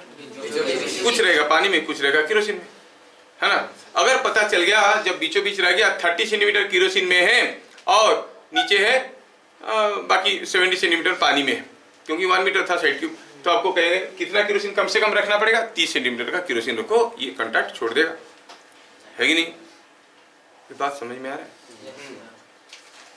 अभी हमें सारा तकलीफ यहाँ पे शुरू होता है, पता करना होता है कि जब ये फ्लोट कर रहा होगा केरोसिन और वाटर के इंटरफेस में, कितना हिस्सा केरोसिन में होगा, कितना हिस्सा पानी में होगा। ये हो गया आइस ब्लॉक। चलो मानते हैं ये हो गया आइस ब्लॉक। कितना वॉल्यूम केरोसिन में मालूम नहीं है और कितना वॉल्यूम पानी में वो भी मालूम नहीं है, लेकिन केरोसिन हम जस्ट यहाँ तक दे रखे हैं क्योंकि इसको एयर से कांटेक्ट छुड़ाना था। I wanted it to leave contact from air, ये बात, क्या बात समझ में आया? तो हमें minimum thickness of kerosene layer कितना चाहिए, ये मिल जाएगा, काम बन जाएगा, है कि नहीं? अरे हाँ या ना?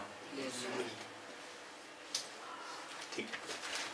अब हम कहेंगे कि ये जो लेंथ है, ये मान लो कि ये लेंथ को मान लेते हैं कि ये लेंथ है x, हमें x पता करना है और t पता करना है, x पता करना है। अगर ये x है तो ये कितना लेंथ हुआ, 1 माइनस x, क्योंकि साइड लेंथ कितना था, 1 मीटर।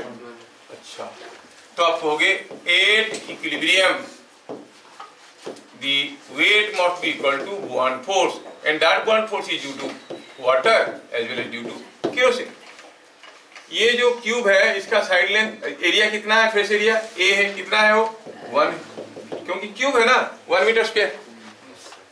रीडिंग, तो वेट कितना है, वेट किसका, इसका वेट कितना, it is density of ice into total volume of ice. Total volume कितना है 1 into G is equal to, ये क्या है, ये कितना वॉल्यूम का वाटर डिस्प्लेस कर रहा है, 1 minus x into 1 minus x into 1 into G, weight of the water displaced. कितने वॉल्यूम का केरोसिन, कितना वेट का केरोसिन डिस्प्लेस कर रहा है, ये वॉल्यूम का, ये वॉल्यूम कितना है, density of kerosene into x into G. क्या बात समझ में आया? रौनक कुमार दत्ता, क्या तू बोल रहा है कि मेरा इको आ रहा है, समझ में आया? नहीं। क्या नहीं आया समझ में, बता। Weight is equal to buoyant force, समझ में आया? वेट ये होता है मास इंटू जी, ग्रेविटी, ये हो गया, समझ में आया? और जो buoyant force of water is density of water into volume of water displaced into जी।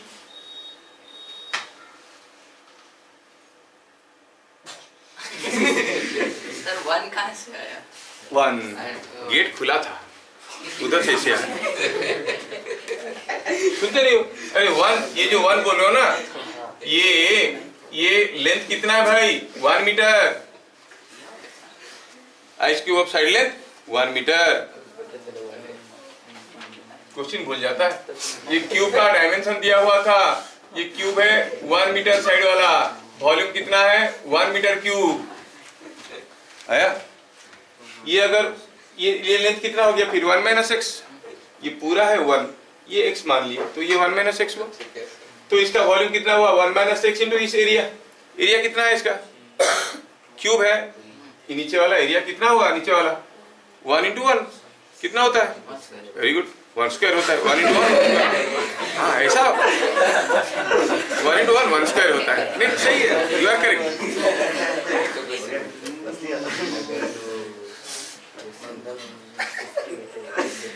कभी कभार डायरेक्ट बोल दिया करो। 1 इंटू 1 क्या होता है 1 स्क्वायर, हाँ चलो ठीक है, ठीक है। वैसे तो कोई कुछ भी बोल सकता है। पापा मिलने के लिए आया स्कूल में, टीचर पूछे कौन है, माय मदर्स हस्बैंड है। क्या बात हो, इधर देखो, ये हो गया कितना 1 माइनस एक्स, हाँ ठीक है, तुमको समझ में नहीं आ रहा था because you are not attentive. देखो rho W into 1 minus x समझ में आया, इंटू जी हो गया उसका बुआयंट फोर्स। इसके ऊपर क्या बुआयंट फोर्स आया भाई, ये कितना केरोसिन डिस्प्लेस किया है, ये x है, ये एरिया 1 है, x इंटू 1 हो गया volume into density of kerosene into G. अब समझ में आया? चल अब ये जी बड़ा तंग कर रहा है, दोनों तरफ से भगाओ यार इसको। डेंसिटी ऑफ आइस कितना है 0.9, इधर ये 1, डेंसिटी ऑफ वाटर 1, ये 0.8 x निकालो तो x कितना है, देखो तो ये आ रहा है क्या 0.5, मतलब 50% रहेगा। समझ में आ रहा है? मतलब पहले कितना था 10% बाहर था पानी से, अब 50% बाहर है, तो कितना सेंटीमीटर का पानी डालना पड़ेगा, 50 सेंटीमीटर का केरोसिन डालना पड़ेगा, तभी जाके ये डूबेगा। So the minimum thickness of kerosene layer required, उसके ऊपर और भी डालोगे तो रहेगा ही, और ऊपर नीचे ऊपर नहीं जाएगा, लेकिन कम से कम कितना केरोसिन डालना पड़ेगा 50 सेंटीमीटर। कभी कभार लगता है कि 10 सेंटीमीटर निकला हुआ है, 10 सेंटीमीटर का केरोसिन डाल तो ढक जाएगा, नहीं 50 सेंटीमीटर का केरोसिन डालना पड़ेगा। क्या बात समझ में आया? ये सब चीजें चटपटा नहीं है, फास्ट फूड नहीं कि एक बार खा लिए, बार बार जाके सोचना है, क्योंकि ये हाई डोज हाई डेंसिटी के नॉलेज है, उसको सोचना पड़ता है, फील करना पड़ता है, चीज़ों को विजुअलाइज करना पड़ रहा है। बॉकेट में लिया हूँ, आइस ब्लॉक फ्लोट कर रहा है, मैं पानी डाल रहा हूँ तो क्या देख रहा हूँ कि धीरे धीरे ऊपर उठ रहा है। ये सब फील करोगे तो कोई इंटरमीडिएट क्वेश्चन कर पाओगे। खाली क्वेश्चन और आंसर याद रखोगे तो किसी काम का नहीं। समझ में आ रहा है? तो क्या हुआ, मिनिमम थिकनेस ऑफ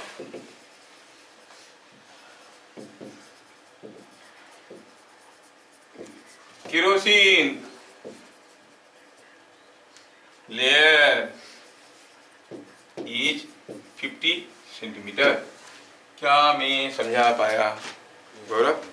जो जो क्वेश्चन आपको डिफिकल्ट लगा पक्का घर में जाके दोबारा करो और ask me in the next class again, ठीक है? क्योंकि आप सोच के आओगे तो मैं मेरे को बताने में आसान होगा। पूरा फ्रेश बैठे रहोगे, थोड़ा फॉर्मूला भूल के वन क्या है पूछ रहे थे, बता नहीं पा रहा था, क्वेश्चन के अंदर नहीं गया है ना। अगला question, a ball of density rho was dipped into a depth h, up to a depth h, into a liquid of density 3 rho. Size of the ball is very small. Upon release, high into what height? Above the level of liquid, the ball jumps to h.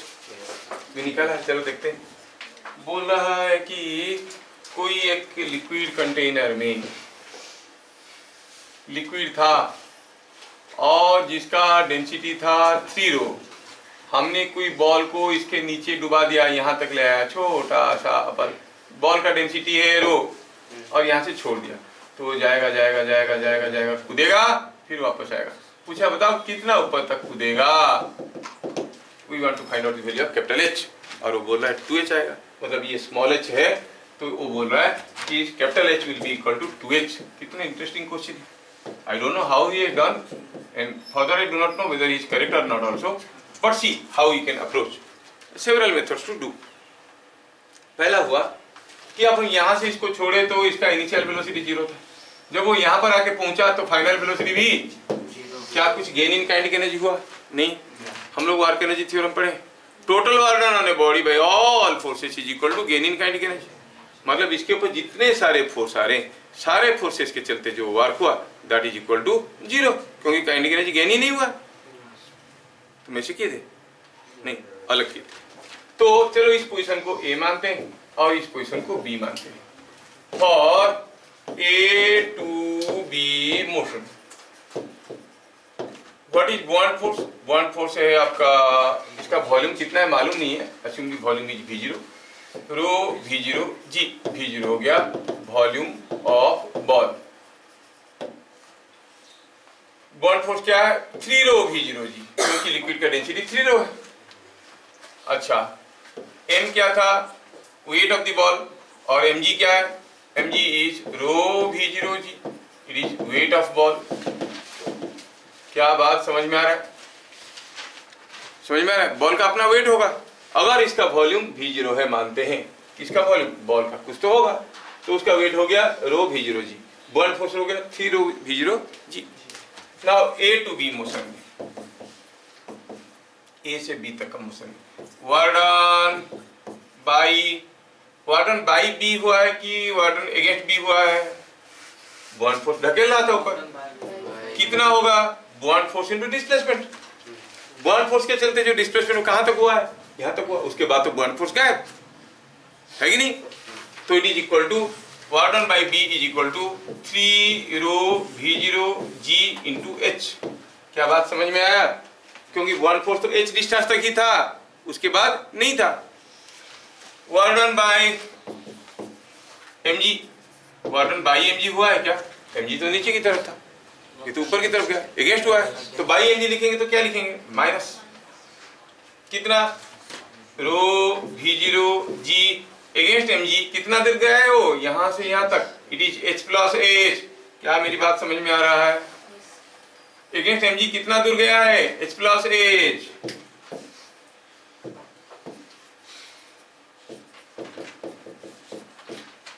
और ये total work done कितना है? 0, no gain in kinetic energy. वहां से capital H का value निकालना है। So total work done is equal to gain in kinetic energy. Total work done हो गया 3 rho V0 GH minus rho V0 GH plus H is equal to 0. Why? Because initial final दोनों kinetic energy 0 है. यहाँ भी kinetic energy 0 था, यहाँ भी kinetic energy 0 है. गेन इन काइनेटिक एनर्जी क्या हुआ? 0 था 0 है, कुछ नहीं हुआ.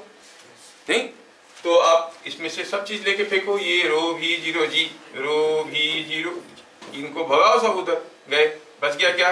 3H minus H plus H is equal to 0. क्या मिला यहाँ से? H का वैल्यू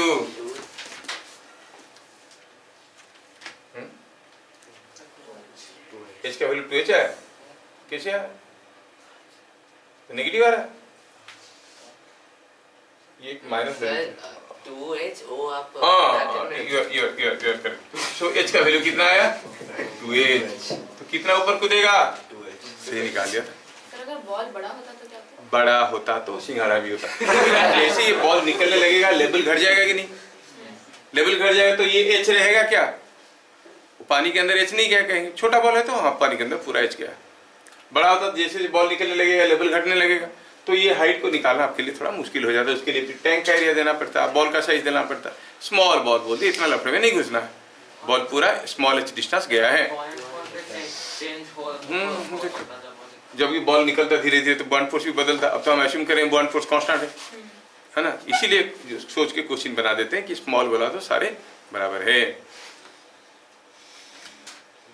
समझ में आ रहा है?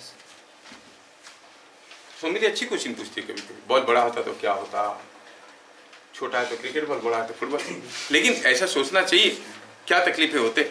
इसलिए रियल केसेस प्रैक्टिकल केसेस में काफी अंतर होते हैं. क्या ये सबको समझ में आया है? अगला क्वेश्चन. ये कैंडल किए हो तुम लोग? ट्राई किए? इजी है. अब बता देंगे तो लगेगा कि बहुत इजी है. क्या दिया है? A uniform cylindrical candle of length 20 cm is floating vertically in water with 8 cm above water. Length कितना है? 20 सेंटीमीटर. मतलब पानी के अंदर कितना है? पानी के अंदर है इसका 12 सेंटीमीटर. ठीक है. बोल रहा है कि आग लगा दी, जलने लगा. 2 मिलीमीटर पर मिनट, हर मिनट में 2 मिलीमीटर जल जा रहा है. तो जैसे जैसे कैंडल छोटा हो जाएगा, क्या आपको लगता है ये यही रहेगा? ये छोटा होते होते आएगा पानी में डूब जाएगा? नहीं, हल्का हल्का ही उठेगा ऊपर, क्योंकि वेट घट रहा है. वेट घट रहा है तो उठेगा ऊपर. अब इस पोजीशन में weight is equal to bond force. Weight घट रहा है जलने के कारण, तो बैलेंस करने के लिए धीरे धीरे धीरे धीरे ऊपर उठने लगेगा.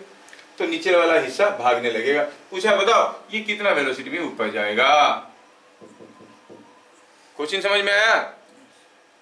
Is it understood? चलो पहले सोचते हैं कि 1 मिनट में कितना ऊपर जाएगा. अगर 1 मिनट में गया 5 मिलीमीटर तो स्पीड क्या है? 5 मिलीमीटर पर मिनट. सिंपल सा चीज है. अच्छा देखो ये जब 20 सेंटीमीटर है, कैंडल का density rho S is constant, density of liquid that is also constant. इसका मतलब rho S by rho W is volume inside by volume of the candle. मतलब चाहे ये बड़ा कैंडल हो या छोटा कैंडल हो, the ratio of volume inside to the total volume will be always a constant. मतलब जब ये बाहर 8 रह रहा है, ये हो रहा है 12. ये अगर बाहर रहेगा 4 सेंटीमीटर तो अंदर कितना रहेगा? 8 होने से 12 होता है, 4 होने से 6 होगा. मतलब ये 2 मिलीमीटर घटेगा तो ये कितना घटेगा? सोचो, इधर से 2 मिलीमीटर घटेगा तो इधर से कितना घटेगा? अरे ये 1.5 टाइम्स होता है ना, तो ये 3 मिलीमीटर घटेगा. समझ में आ रहा है? जब ये ऊपर से 2 मिलीमीटर घटेगा, नीचे का वॉल्यूम कितना घट जाएगा? 3 मिलीमीटर का.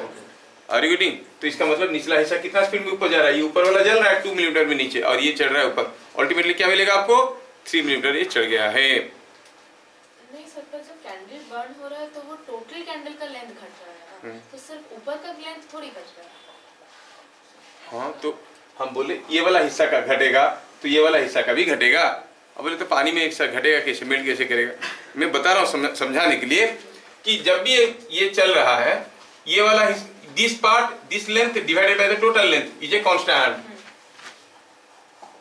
2 मिलीमीटर घट गया, इसका घटा कि पूरा का घटा? एक ही बात. अरे इसका 2 मिलीमीटर नहीं घटा क्या? सबका घटा. 2 मिलीमीटर जल गया ये वाला पार्ट का 2 मिलीमीटर जल गया कि पूरा का 2 मिलीमीटर न्यूमेरिकली वैल्यू दिया हुआ है, 2 मिलीमीटर जल गया, तो इस पार्ट का 2 मिलीमीटर जल गया, तो इसका भी कुछ घट जाएगा कि नहीं घट जाएगा? अगर टोटल 2 मिलीमीटर चला तो नीचे वाले पार्ट का तो सिर्फ 12/20 × 2 मिलीमीटर घटेगा ना। देखो मैं टोटल वॉल्यूम नहीं बता, मैं बता रहा हूँ कि ये 8 है तो ये 12 है, ये 8 है ये 12 है, मतलब इसका ये 1.5 टाइम्स है कि नहीं? वॉल्यूम आउटसाइड में वॉल्यूम इनसाइड आल्सो मेंटेन से कांस्टेंट रेशियो। अच्छा लिखता हूँ, समझा रहे सब कुछ समझ में नहीं आता है। As volume inside by volume of the candle is equal to density of the candle by density of liquid in that is a constant. ये बात समझ में आया? चलो तो वॉल्यूम इनसाइड कितना है? 12, टोटल वॉल्यूम कितना है? 20 is equal to rho S by rho L. When x centimetre burns, बाकी टोटल लेंथ कितना हो गया अभी? 20 माइनस x, तो आपको हो गया 20 माइनस x, और ऊपर कितना है? वॉल्यूम इनसाइड कितना है? से इट इज से v डैश। समझ में आया ना? v डैश हो गया इज इक्वल टू कितना होगा? वही रो एस बाय रो एल। अभी समझ में आ रहा है? बोले सर वॉल्यूम लिख रहे थे, लिंक लिख रहे, गड़बड़ मत कर देना। इसको हम लिख सकते हैं 12 इंटू एरिया, अगर कैंडल का एरिया ए है, कैंडल का एरिया अगर ए है 12 सेंटीमीटर इंटू ए हो गया वॉल्यूम इनसाइड, 20 इंटू ए हो गया टोटल वॉल्यूम। सिमिलरली यहाँ पर भी आप कह सकते हो इट इज समथिंग लाइक से ये x डूब गया है तो अंदर कितना है? मान लो कि वॉल्यूम है a इंटू एल, ऐसे को। ये क्या है? लेंथ इनसाइड, L क्या हो गया? Length inside. अब ये इसके बराबर है, ये भी इसके बराबर है, दोनों बराबर हुए कि नहीं हुए? ये भी नीचे a मल्टीप्लाई रहेगा, ये 20 माइनस x है। When x length bonds, total length कितना है? 20 माइनस x। अंदर कितना है? मान लो L है, मान लो अंदर कितना लेंथ है? L, तो L into A by 20 minus x into A is equal to this. ये समझ में आ रहा है? ये इसकी बराबर है, ये इसकी बराबर है, दोनों को इक्वेट करो, क्या मिलेगा आपको? इसे मिलेगा 12a by 20a is equal to LA by 20 minus x into ए।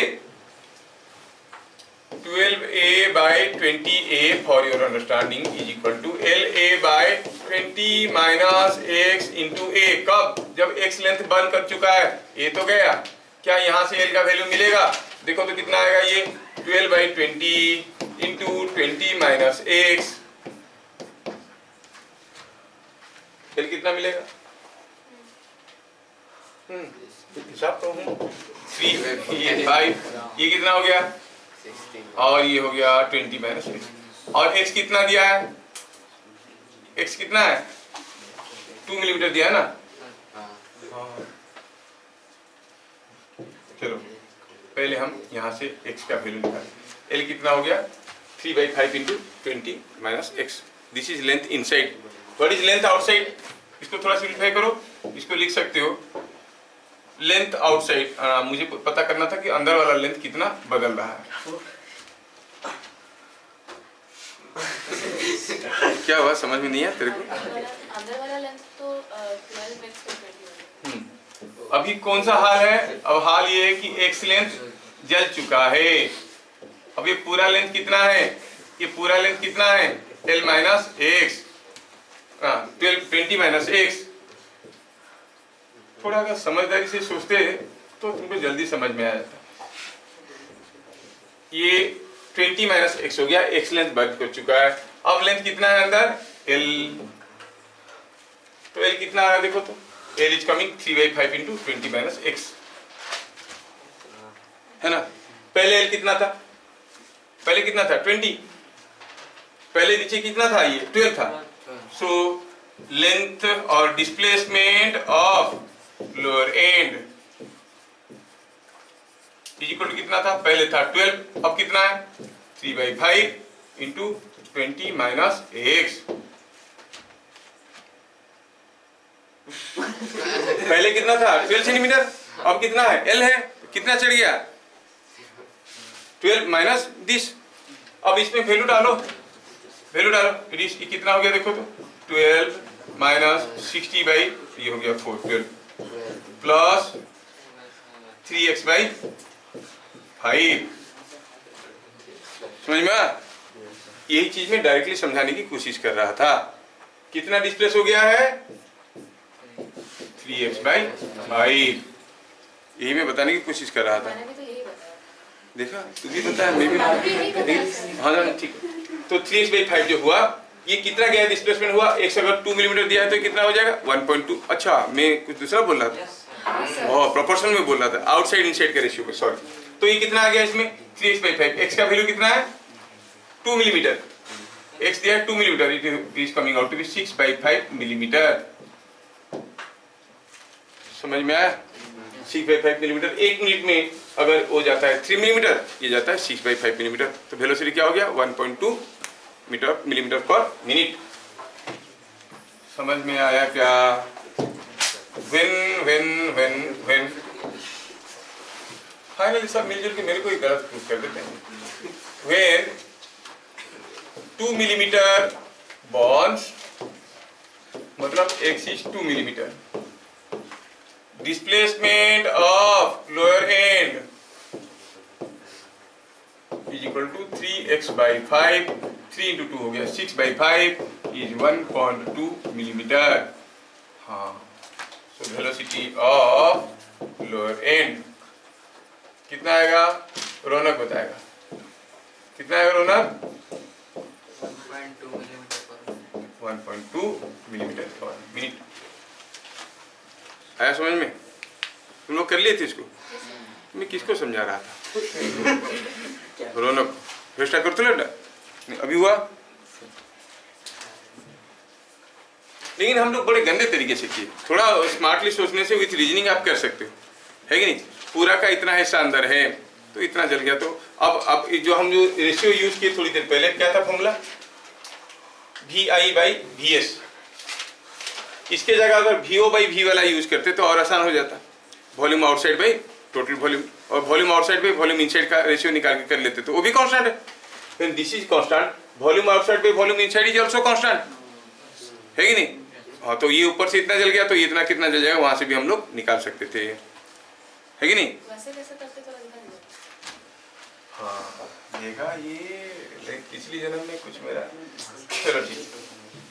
मैं ऐसे बोल रहा हूँ कि अगर मैं कुछ ऐसा सोचता हूँ कि volume outside by volume inside is not it a constant, तो वॉल्यूम आउटसाइड कितना है? वॉल्यूम आउटसाइड था पहले, ये कितना था? ये 8, ये 12, ये रेशियो था। 1 सेंटीमीटर का लेंथ जल गया, है ना? तो अब वॉल्यूम आउटसाइड पे टोटल वॉल्यूम कर लेते तो ये भी अच्छा हो जाता और जल्दी हो जाता। 8/20 करके करो तो जल्दी हो जाता, क्योंकि जो एलिमेंट से x आ रहा था बार बार वो नहीं आएगा। अगर वॉल्यूम अभी जल गया है x, तो अब ये कितना हो जाएगा? वॉल्यूम आउटसाइड कितना है? 6 नीचे हो गया अभी 20 माइनस x और ऊपर हो गया कुछ रेस्ट l। कितना वॉल्यूम ऊपर है कुछ निकल जाएगा, l का वैल्यू वही है, तुरंत में खींच ज्यादा कुछ फायदे नहीं हो रहा है।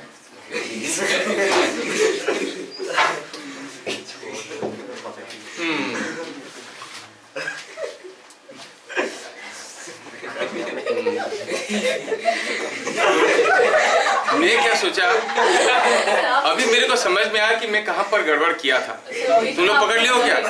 ओह, मैं एक जगह गड़बड़ किया था। मैं दोनों का रेशियो, मतलब ये बोल रही लड़की पूरा कैंडल जल रहा है कि ऊपर का जल रहा है, मैं सोच रहा हूँ नीचे से कैसे जलेगा। वो बात सही बोल रही है, वो सही, वेरी गुड, बहुत बढ़िया। कितना क्लैरिटी के साथ तुम लोग सोचते हो, बहुत बढ़िया। अब तुम जितने जोर से भाग पाओगे हम उतने जोर से भाग पाएंगे क्या? जबकि हाथ पाँव है, तुम्हारा यंग डायनामिक ब्रेन है, नहीं? हम लोग घिसे पीटे घिस चुके हैं, गिड़ करके चल रहा है। अच्छा इधर देखो, a metal sheet of thickness T and density 3 rho was used. अच्छा पहला वाला क्वेश्चन सबको समझ में आया?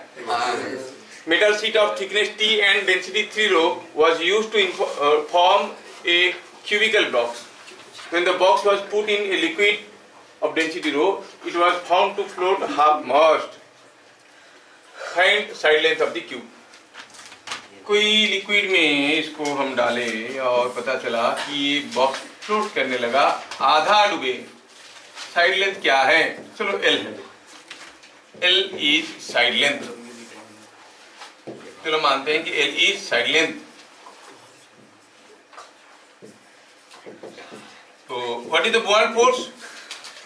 It is density of liquid into L3/2 into G,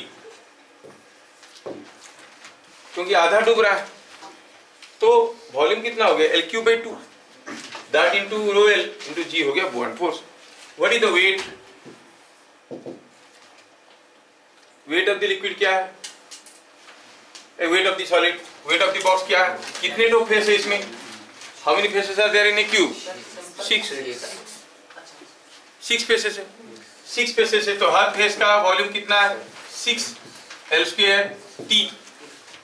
T है थिकनेस, नहीं ये अगर वॉल्यूम हो गया तो volume into density of solid 3 रो।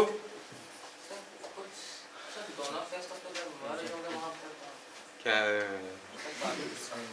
कोई बॉक्स है भाई, खोखला अंदर डब्बा है। हाँ तो सर दो फेसेस का तो कुछ कोइंसाइड में तो वो होंगे ना एक प्लेस। अच्छा, ओ तुम ऐसे बोल रहे हो, मतलब ये एक प्लेट है, ये प्लेट है, जोड़ेंगे इसे ओवरलैप हो जाएगा। अरे थिकनेस T कम है, दिया है 3 प्लेट्स। मेटल शीट मतलब पतला सा है, साइड लेंथ मान लो 1 मीटर है, थिकनेस है 0.5 मिलीमीटर, कितना ओवरलैप करेगा? हाँ चलो ठीक है, ओके। नाउ ये हो गया आपका वेट। अगर ये हो गया वेट तो इंटू G, तो ये इक्विलिब्रियम आप क्या कहोगे? At equilibrium D must be equal to weight, और B हम लोग निकाल चुके हैं, it was rho L3G/2। Liquid का डेंसिटी क्या दिया है? लिक्विड का डेंसिटी दिया है rho, it is rho L3/2 into G। Weight कितना हुआ अभी अभी निकाले, इट इज 6 इंटू 3 हो गया 18 रो L² TG, 16 रो L² TG। G को खा गया, एक L² को ये खा गया, L पूछा था, रो को रो खा गया, L हो गया 32 T आया था, हाँ? L is equal to 32 T. If the side length of the box is equal to 32 times the thickness, तो वो पानी में और लिक्विड में आधा डूब के फ्लोट करेगा। 16 कहाँ से? 18 आया क्या? जबरदस्ती देखो तो यहाँ पर क्या है? 6 into 3 18 तो है, हाँ तो ये हो गया 18, 16 की जगह 18 होगा तो 18 into 2 हो गया, आया? अब क्या करें? कुछ भी आता है उसका आ जाता है। नहीं ठीक है, थोड़ा मतलब ये है कि चीजें एडजस्टेबल होना चाहिए आंसर, नहीं तो it is coming out to be 36 T।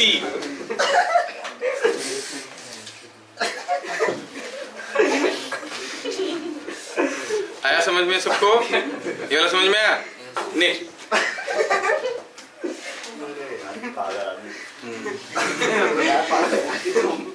कौन यहाँ पे खुद को गाली कर रहा है? देखो, a block floating in a liquid container was kept inside a lift. ये वाला क्वेश्चन क्यों हो गया? कोई ब्लॉक किसी लिक्विड कंटेनर में फ्लोट कर रहा था,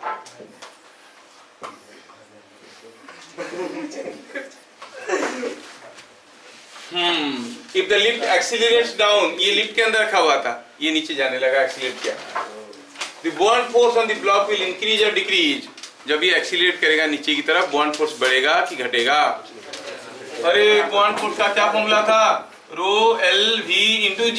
अगर एक्सीलरेट करेगा तो G माइनस A हो जाएगा, तो बॉन्ड फोर्स विल इंक्रीज और डिक्रीज? डिक्रीज। अच्छा, the level of liquid in the container will increase और डिक्रीज? बॉन्ड फोर्स घट गया, रो भी G होना चाहिए। लेवल ऑफ लिक्विड क्या होगा? और बॉन्ड फोर्स घटेगा तो लगेगा कि आपको ऊपर चढ़ेगा? नहीं, क्यों? क्योंकि वेट भी तो घट रहा है। क्योंकि जो वॉल्यूम, आप जानते हो कि जो volume of solid inside by total volume. ये तो जीवी के ऊपर डिपेंड नहीं करता है क्या? Rho S by rho L के ऊपर डिपेंड करता है। मतलब जितना वॉल्यूम अंदर होना होगा उतना ही होगा, जितना बाहर था उतना ही रहेगा। This ratio is not changing, that means level of liquid will remain same, that is not going to change. Bond force घट गया, वेट भी घट गया। समझ में आया क्या? तो आप कहोगे the level of liquid in the container will increase और डिक्रीज, लेवल रिमेन सेम। तो कंक्लूजन में क्या मिला आपको? Be decrease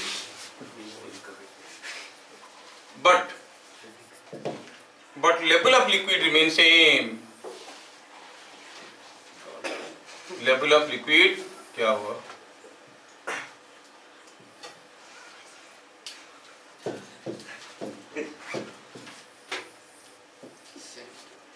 But level of liquid remain same.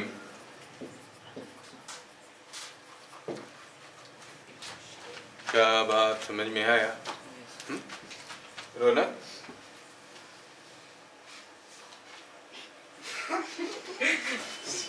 ये था 1 kg iron 1 kg cotton.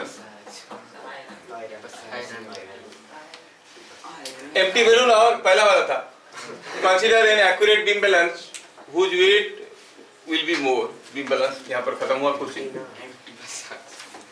Whose weight will be more? An empty balloon is kept on one side or air-filled balloon? चलो सोचते हैं। चलिए देखते हैं। ये हुआ कोई empty balloon, ठीक है? इसका कुछ अपना weight है कि नहीं? अब इसके अंदर हवा भर दी। सोचो सोचो सोचो, हवा भरने के बाद ये बड़ा हो गया। अब इसका वॉल्यूम बढ़ गया, क्या उसका वेट में कुछ वेट बढ़ गया? ये हाँ, ये बढ़ गया weight has increase by delta W. लेकिन अब ये बड़ा होने के कारण एटमॉस्फेयर के एयर को भी डिस्प्लेस कर रहा है।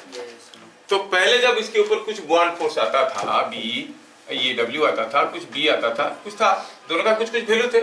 W was more than B, no doubt, ये फ्लोट तो नहीं कर रहा था, पर देयर वर सम वैल्यूज। अभी डब्ल्यू क्या हो गया है? दिस, क्योंकि इसके अंदर कुछ एयर आ गया है, there is some air inside, है कि नहीं? और बॉन्ड फोर्स भी अभी वही है क्या? बॉन्ड फोर्स भी तो बदल गया है, पहले बी था अब कुछ बढ़ गया है। बॉन्ड फोर्स क्यों बढ़ गया? It has displaced some extra volume of air. Weight क्यों बढ़ गया? क्योंकि some volume of air is got in. समझ में आ क्या? मान लो कि वेट बढ़ गया 10 न्यूटन, बॉन्ड फोर्स बढ़ गया 3 न्यूटन, तो चीज हल्का हो जाएगा कि वजन बढ़ जाएगा? बढ़ जाएगा। बॉन्ड फोर्स बढ़ गया 10 न्यूटन, वेट बढ़ गया 3 न्यूटन, तो हल्का हो जाएगा। तो देखना है कि डेल्टा डब्ल्यू और डेल्टा बी में से ज्यादा कौन है। If delta W is more than delta B, then you say the weight will increase, है कि नहीं? If delta W is less than delta B, the weight will decrease. अच्छा, डेल्टा डब्ल्यू क्या है? Delta W is the extra weight inside, that is density of air inside into, ये volume अगर v है तो इनटू g। और delta B क्या है?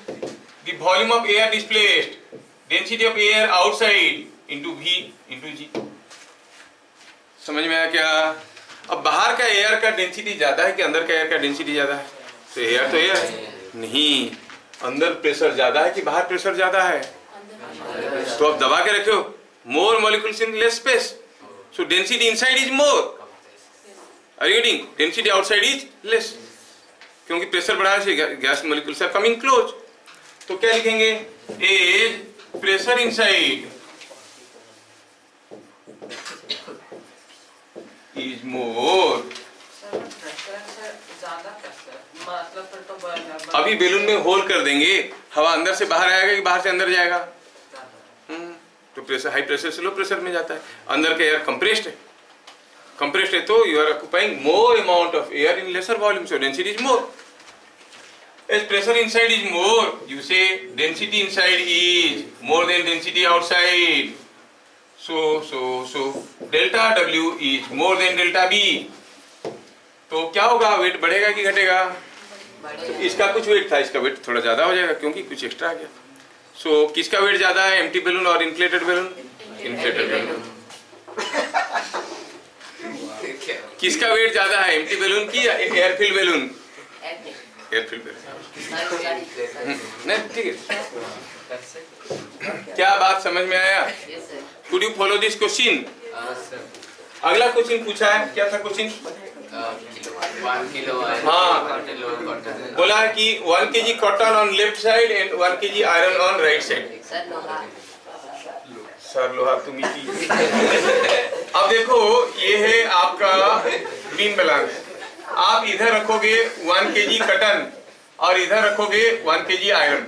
मैं जानना चाहता हूँ किसका वेट ज्यादा होगा। अब देखो ये 1 kg आयरन है और इसके ऊपर अपना वेट तो आ रहा होगा, नो डाउट। ये अगर 1 kg कॉटन है तो इसके भी आ रहा होगा, लेकिन इसके ऊपर कुछ बॉन्ड फोर्स आ रहा होगा ऑन आयरन, इसके ऊपर बॉन्ड फोर्स आ रहा होगा ऑन कॉटन। कौन ज्यादा वॉल्यूम ऑफ एयर डिस्प्लेस कर रहा है? कॉटन। तो buoyant force is more on cotton, ये हल्का लगेगा। ये मैं 1 kg बोला, 1000 kg बोलता था, तुम अप्रिशिएबली डिफरेंस पाते, क्योंकि ये तो ऑलमोस्ट जीरो वॉल्यूम का होगा, थोड़ी सी जगह में रह जाएगा। ये इतना वॉल्यूम लगा कि पूरा हल्का हो जाएगा। गेटिंग थिंक अदरवाइज, अगर ये दोनों को हम पानी में डुबाएंगे तो 1 kg would and 1 kg iron inside water, कौन ज्यादा हेवियर लगेगा? आयरन, क्योंकि वुड के ऊपर ज्यादा अपथ्रस्ट आएगा। तो अभी अपथ्रस्ट जो आ रहा है because of displacement of atmospheric air, उसको अकाउंट में लोगे तो लगेगा कि ये हल्का हो जाएगा और ये वजन हो जाएगा। समझ में आ रहा है? तो क्या कहेंगे? As bond force on cotton is more. It appears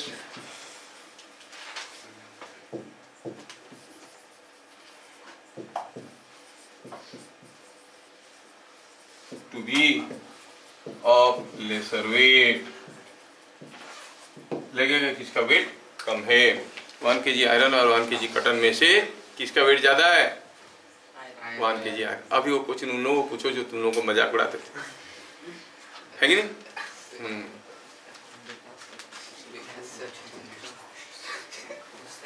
ये क्या था इसमें? In figure shown find L. देखो ये कोई एक ऐसा कोई एक ब्लॉक है जिसका ये डायमेंशन ए है, ये बी है, ठीक है। और जब ऐसे फ्लोट कर रहा था इधर a/3 था, ये लेंथ कितना है? ये लेंथ b है। जब ऐसे फ्लोट कर रहा है ये पूरा लेंथ b है, ये लेंथ a है। पूछा है बताओ l कितना है, कितना डूबा हुआ है? अरे जितना वॉल्यूम इधर बाहर रहेगा उतना वॉल्यूम उधर भी तो बाहर रहेगा, सिंपल सा चीज है कि नहीं? तो कितना होगा ये वॉल्यूम? b/3। ये वॉल्यूम कितना था? हाँ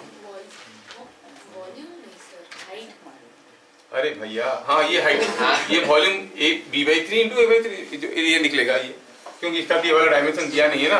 अपनी में से वॉल्यूम ये दिया है क्या? नहीं दिया। तो कितना हो जाएगा? ये b/3 हो जाएगा। assuming the other side is also uniform। ऐसे अगर दूसरी तरफ कोन जैसे हो गया हो तो बात कुछ बदल जाएगा ऐसे। हाँ समझ में आया? ठीक है। पहला last question, a liquid expands on heating, a block was floating in such liquid, if temperature of liquid is increased then the volume of solid above the liquid will increase or decrease। अब expand करेगा liquid तो उसका density बढ़ेगा कि घटेगा? Same mass है, expand density घट गया। डेंसिटी घटेगा तो आप जानते हो कि volume of solid inside by volume of total volume is equal to rho S by rho L, है ना? Rho S by rho L, rho L घटेगा तो पूरा क्वांटिटी घटेगा, ये तो कांस्टेंट है। तो ये हाँ ये क्वांटिटी बढ़ेगा, volume inside will be more, it will sink more. जैसे गर्म करोगे ज्यादा सिंक कर जाएगा। कुछ है volume of the solid above the liquid above the surface of liquid will decrease, क्योंकि अंदर ज्यादा हो जाएगा अंदर। समझ में आ रहा है? तो आंसर क्या होगा? डिक्रीज।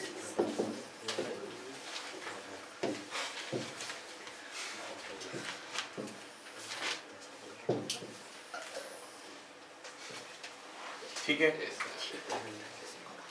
तुम लोग ट्यूशन व्यूशन नहीं किया? 6-20 नहीं आज नहीं। तो फिर बताना ये आंसर। यहाँ पर किसी एक कंटेनर में leave your answer in the channel. यहाँ पर कोई कंटेनर में ये कोई एक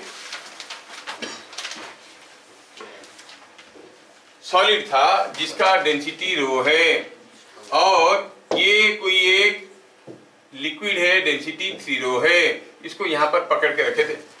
keeping at this position you allowed everything to fall, free fall करने के लिए छोड़ दिया गया। During this free fall what will observe, this distance h during free fall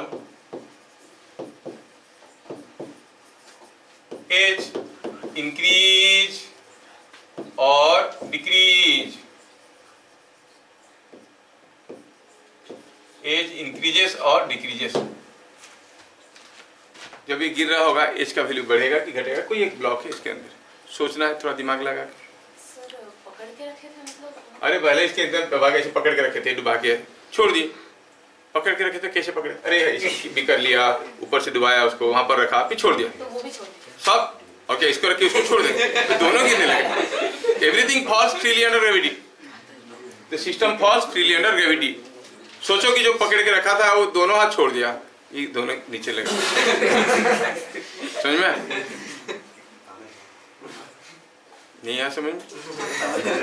अब क्वेश्चन ये है कि ये जब गिर रहा होगा, ये इसका हाइट यहाँ से ज्यादा रहेगा, कम रहेगा, क्या होगा, आपको सोचना है और बताना क्या होगा। बुआंट फोर्स बताओ ड्यूरिंग फॉल, बुआंट फोर्स 0 हो जाएगा। सोचना है, बहुत सारी चीज इसमें सोचना है, सोच के बताओ आंसर क्या होगा। फिर मिलेंगे अगले क्लास, तब तक के लिए जय हिंद।